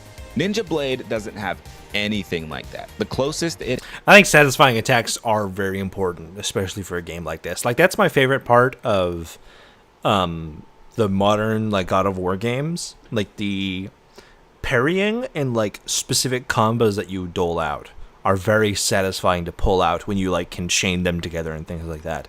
And I think that satisfactory feeling is integral. Like, I think Ghost of Tsushima is much the same way, where, like, once you get into that, like, the zone and, like, the dance of, like, parrying, switching your stances, like, almost, like, through muscle memory, when you're not, like, thinking about what you're doing and you're just doing it, that is when a lot of these, like, action games are at their best.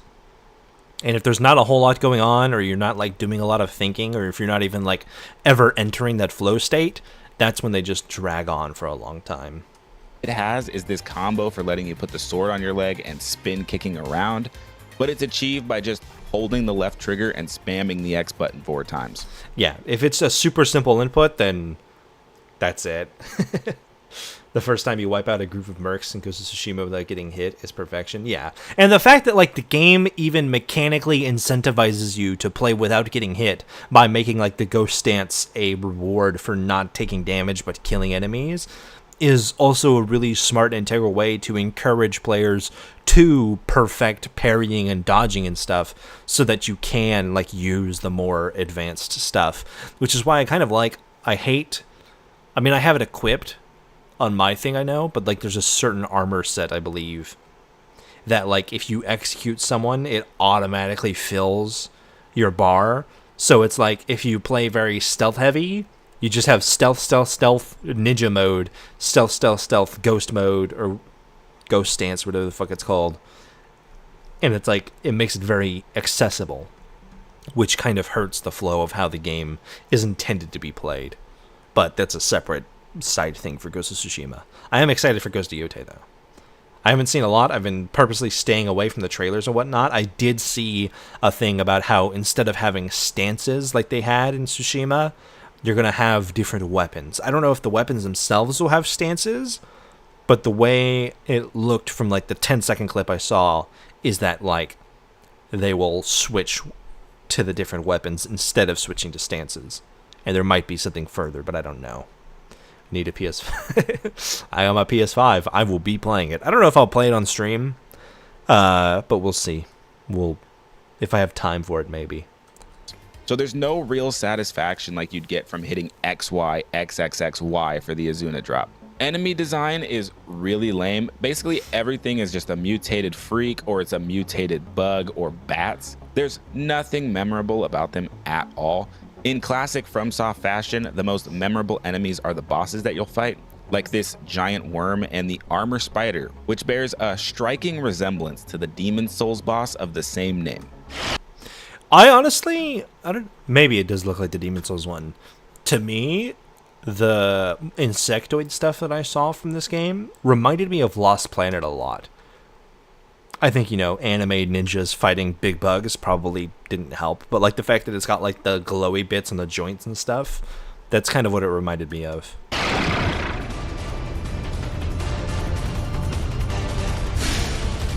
Is that a giant baseball?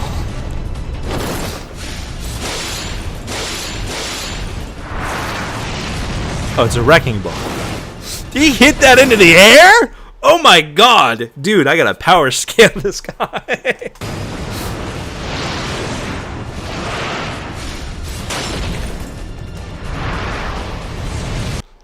Dude, that's so fucking epic. Fucking baseball batting a wrecking ball all the way around, flying up, getting the moonshot, cutting the chain.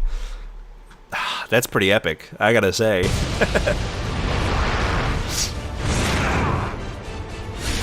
And he pushes it in? He controls it midair? That's so cool!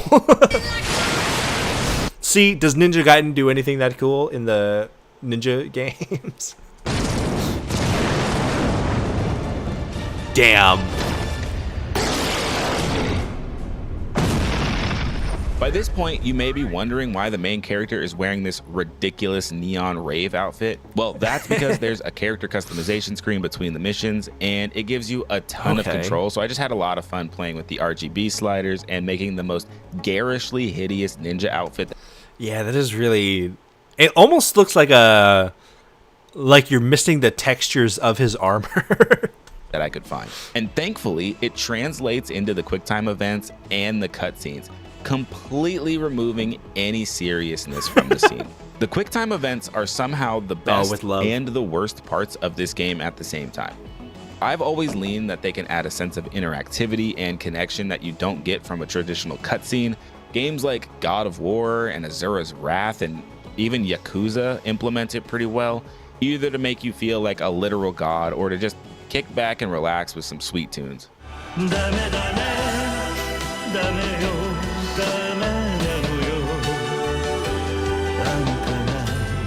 I don't even know what the Yakuza games are about. I've seen, like, I know, like, the general idea of, like, the Yakuza as, like, a Japanese mob type thing. I don't think I've ever seen a single clip of Yakuza that has anything to do with gangsters of any kind. It's always doing, like, the most insane bullshit. And not once has it ever been what I would expect it to be about.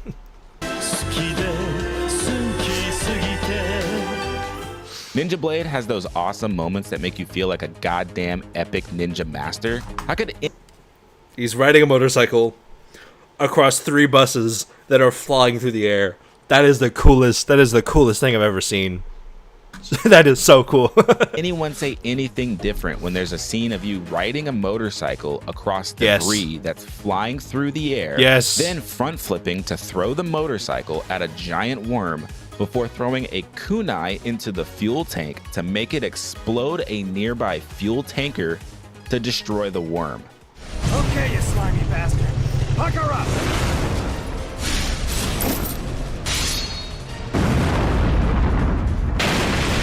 Yes! I like how he doesn't actually throw it into, like, he doesn't throw the thing into the fuel truck, but into the fuel of the motorcycle to blow up the fuel truck.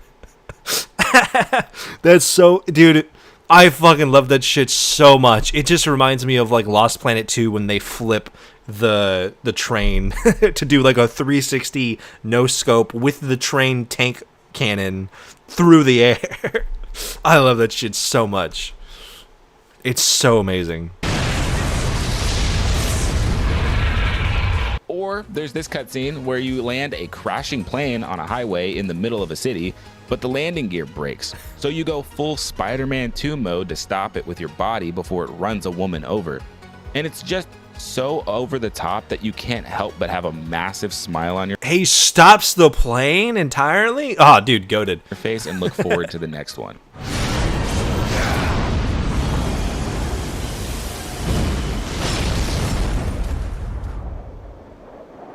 Fabulous.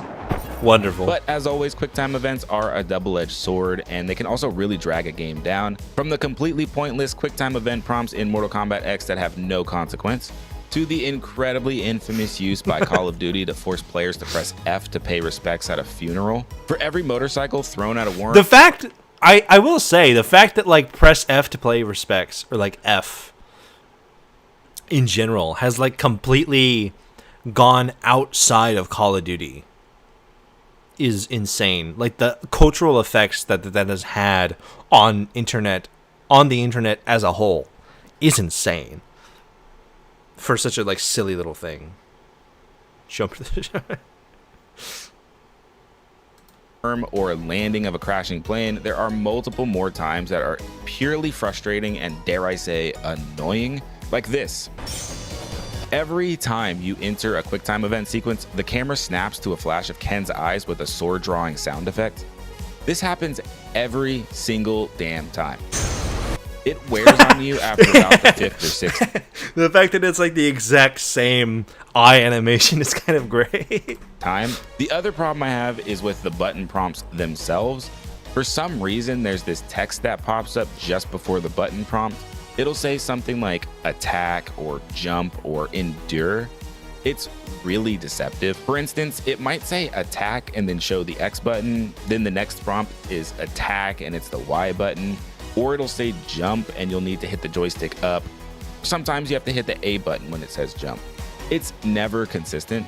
And that very perceptible delay when the word is on screen before the button is shown is just enough to trick your brain into hitting the wrong button. Which kind of brings us back. He sliced his neck and his blood became a barrage of flying swords. Obviously. Isn't that what happens when you bleed? It happens every time I bleed. Back around to the worst part about the QuickTime events. There's absolutely no consequences for failure.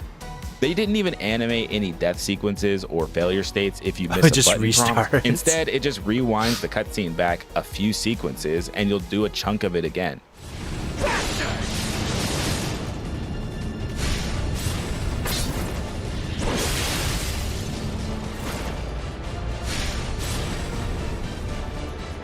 Oh yeah.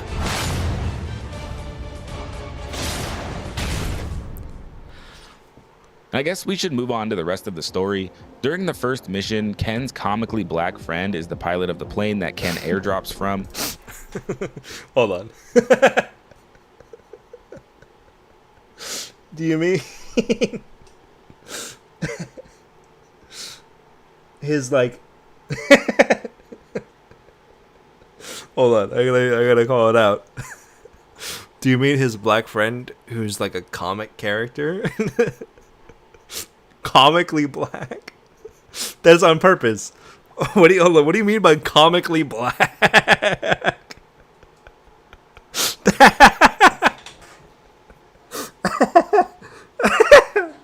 What does that even mean?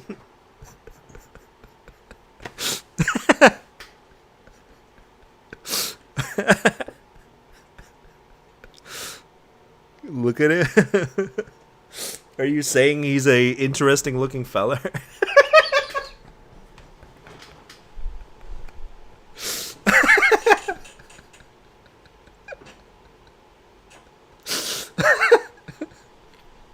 Hold on.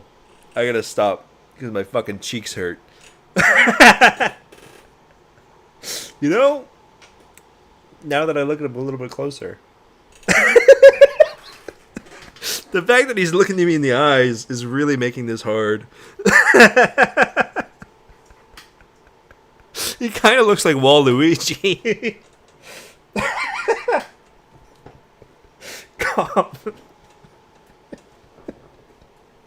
Fuck, I need to compose myself. Oh, that killed me almost. Hold on. I'm gonna need to take a screenshot of this real quick. This is gonna become an emoji on the Nexus Knights Discord server, which you can join. Link down below or something.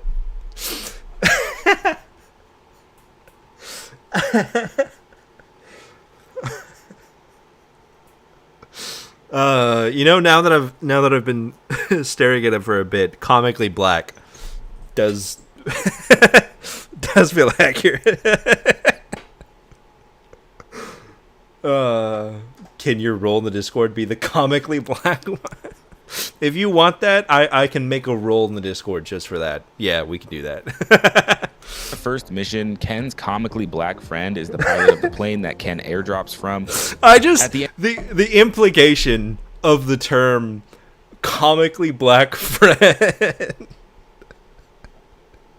Like, that's the fact that, like, if the potato said that, I would also I could also see that happening like 100% unironically.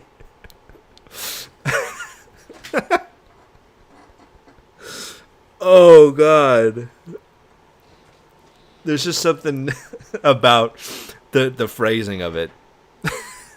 It's kind of killed me a little bit. My face hurts. That was great. That's fantastic. Okay. I gotta try and contain myself. Otherwise, my jaw is gonna hurt in the morning.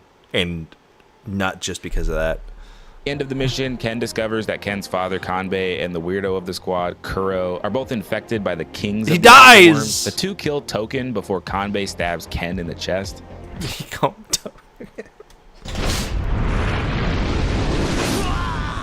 At least it's very honest.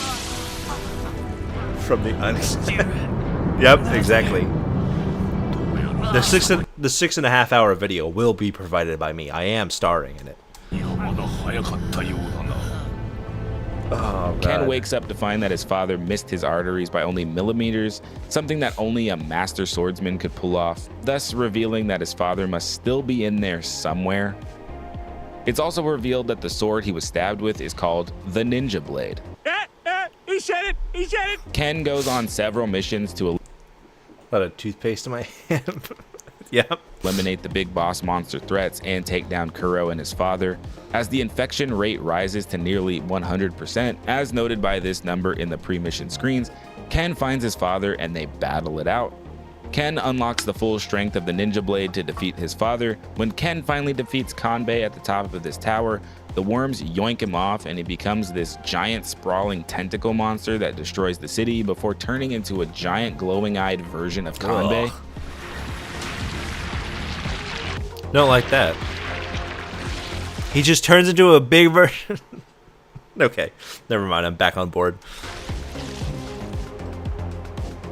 So Ken rides in a helicopter around the destroyed city, firing the gunship's machine gun at all the flying enemies to reach the giant worm version of Kanbei. Then the two fight on a rooftop before Kanbei throws the building at Ken, who uses his heavy sword to slash it to the side, then uses the two tiny grapple hooks to grab the flying building, turn, and throw it at the mutant Kanbei. Dude, I'm so into this. He changed his flight direction in midair. Oh, dude. Oh. I just developed some more toothpaste.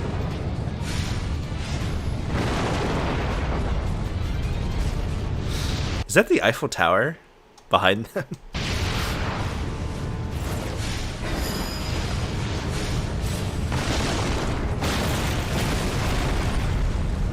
Hell yeah. Where are you going? Is that Marcus? Hold on. Was that?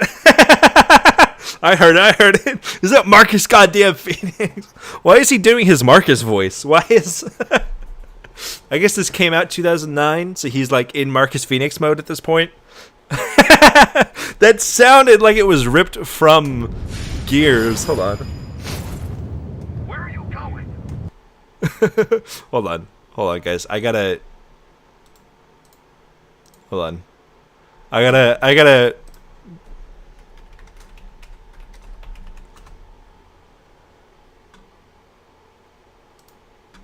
I gotta pull this up just because.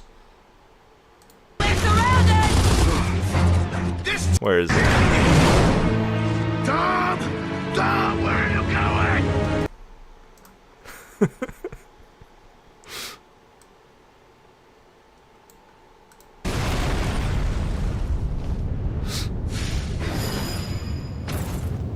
Where are you going? It's the same voice. It's exactly. It sounds almost identical.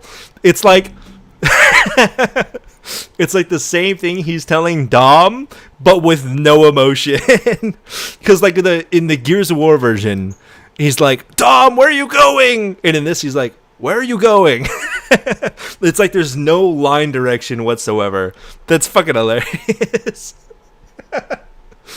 Oh, man. I have to attack its heart.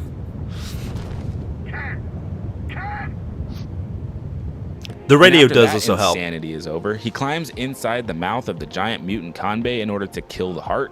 And for some reason, it's a graveyard.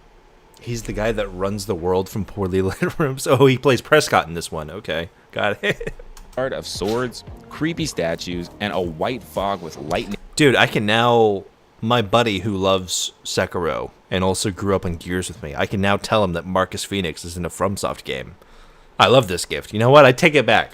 Ice. I'm back on board. I love your videos again. Striking everywhere. Why? Who the cares? Epic ninja battle sequence commence. Now on this level, and only on this level, if you die, there's this failure state cutscene where the shady organization fires the laser and it wipes out all of Tokyo. Huh.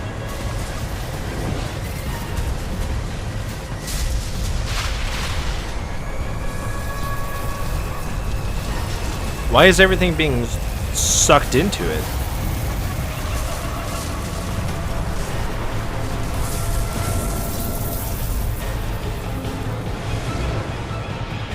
But of course, once you're able to kill Kanbei here, he reveals that Ken has done what he was born to do. And oh yeah, I forgot to mention, Ken has this special blood that's toxic to the Alpha Worm, so the Alpha Worms can't infect him, and that's where he got the power to unlock the Ninja Blade. And with a final cutscene showing the hive dying off. That is it revealed there at the end? Because that's like the same level of like Cassie Cage and MK10 running up to Shinnok and being like, oh yeah, also your bloodline is ancient and able to kill gods. That's filled with the ridiculous outfit that I've dressed Ken in. It's just like lightly said throughout. Okay. The game just ends. It ends. Then they give you a few text screens that say that the official reports about what happened in Tokyo attribute all the damage to the big one, the earthquake that's been predicted for years. Yeah, okay. Good luck keeping all of this. There was literally a giant Japanese man fighting downtown. You threw a building at him. It's a secret. Like, how the do you think they could have hid all of this? And then there's this random ass post-credit cutscene where Ken says that he has some personal business to take care of for his father. Then we see him hanging out on some random rooftop. We hear a sword slash, see the yellow orbs floating around as if he killed an enemy. Then Ken sheathes the blade and he walks towards the camera and the game ends.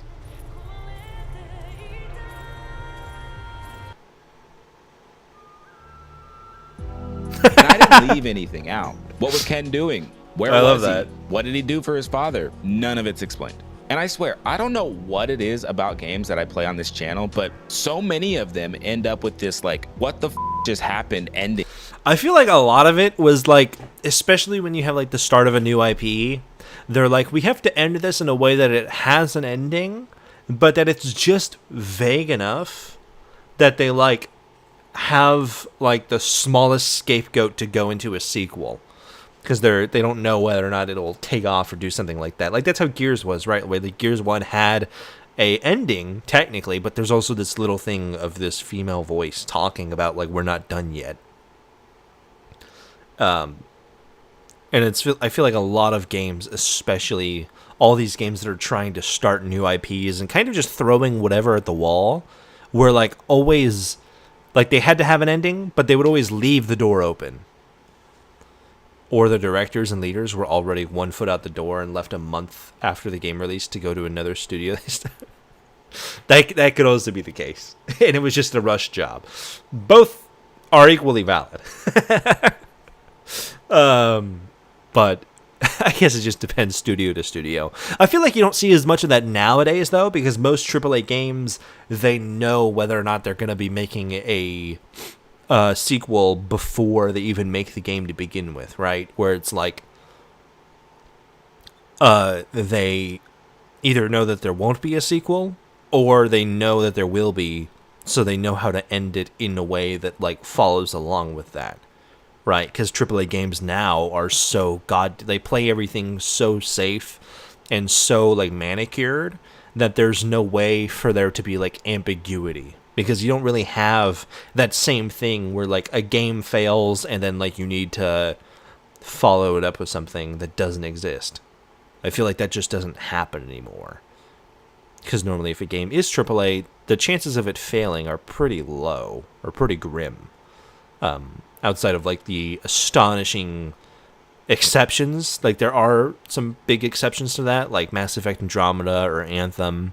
Anything BioWare has put out in the last decade. And probably a couple other games and stuff like along that same line. But even then, I'd feel like AAA games just don't take as much risks with projects anymore. Obviously, that's why we have so many that are just not great.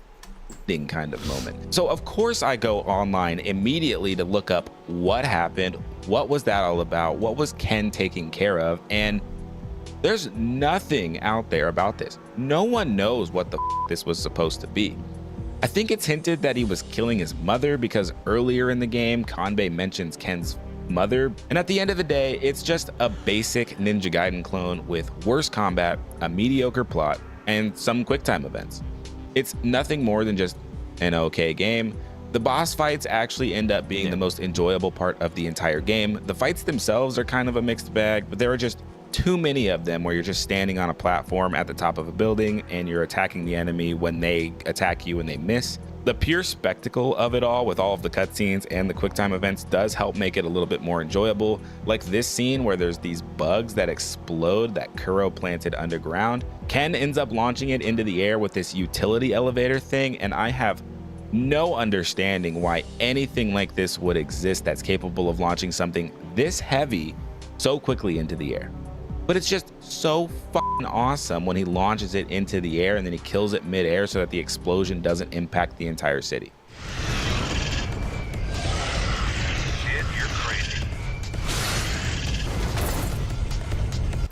It's just so goddamn cool.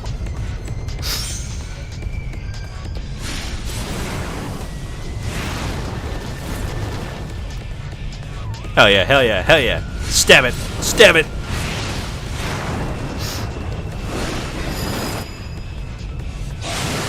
The moonshot. The second, does every boss fight have a moonshot?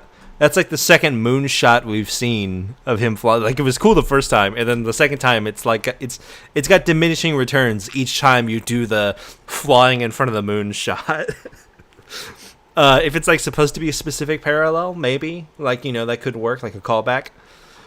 But how many times are you gonna do the moonshot?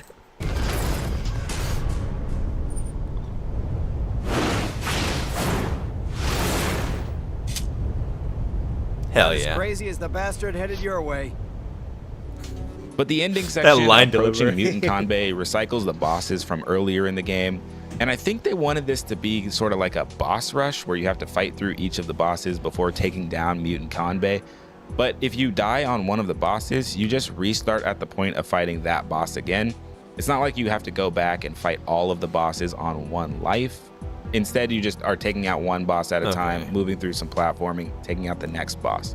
So that's Ninja Blade, From Software's most forgotten That game. cover art is also kind of awful. The characters facing away from you, falling, kind of, well, moving towards some monsters, maybe? There's like, I guess they want to show off the ninja blade on his back or whatever. But like, God, it's like doing like, and like the logo itself is kind of basic. It kind of looks like a Metal Gear font. I feel like if you wanted to show like his backside with like the disc, if you had him standing still, just sort of facing away from camera, it would have been better. Japan cover art was better. Probably that too. Yeah, there's not a lot of contrast between him and the background. And then you got the moon, even though it's like looking down on the street, you have the moon in the corner still visible, and the moon is huge. This is an awful cover art. That was exclusive to the Xbox 360. Nothing special, better off playing Ninja Gaiden. I hope you enjoyed this video. If you did, please be sure Yeah, but I am gonna go watch the cutscenes because those looked fucking baller as shit. to click like, subscribe. If you want to become a channel member, you can do so for only $1 a month. A link is in the description below. Thanks for tuning in. I'm Ice Cold Snake. I'll see you next time. Always. What a wonderful little video. I was really surprised to see Marcus Phoenix. That caught me off guard. I'm going to drop a link to the video once more in chat for everybody. I know I talked about maybe we would get to Dante's Inferno. That's not going to happen. We've been going for 3.5 hours already.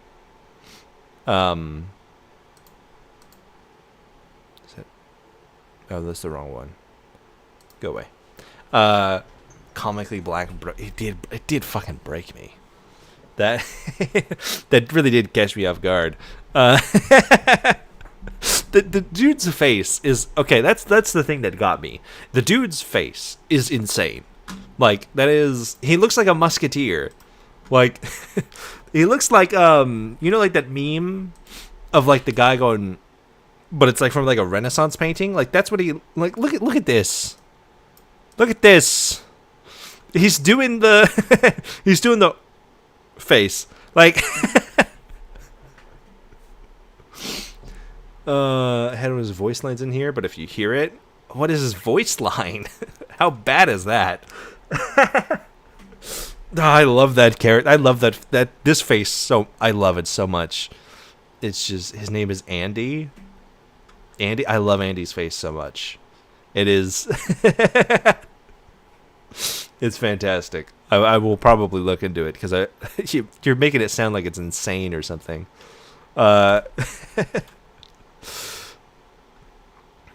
Intro cutscene. He's one of the first lines. Okay, I'll probably not look it up here. I'll probably look it up off stream. But that'll be it for us tonight.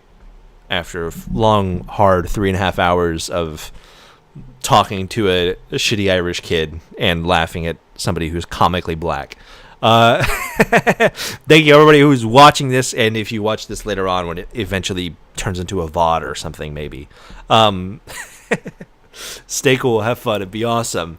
And like always, I'll see you next Saturday, 9 p.m. Central CST time, something, whatever. Join the Discord in the description or chat or something. I don't know. Wherever it is to be found.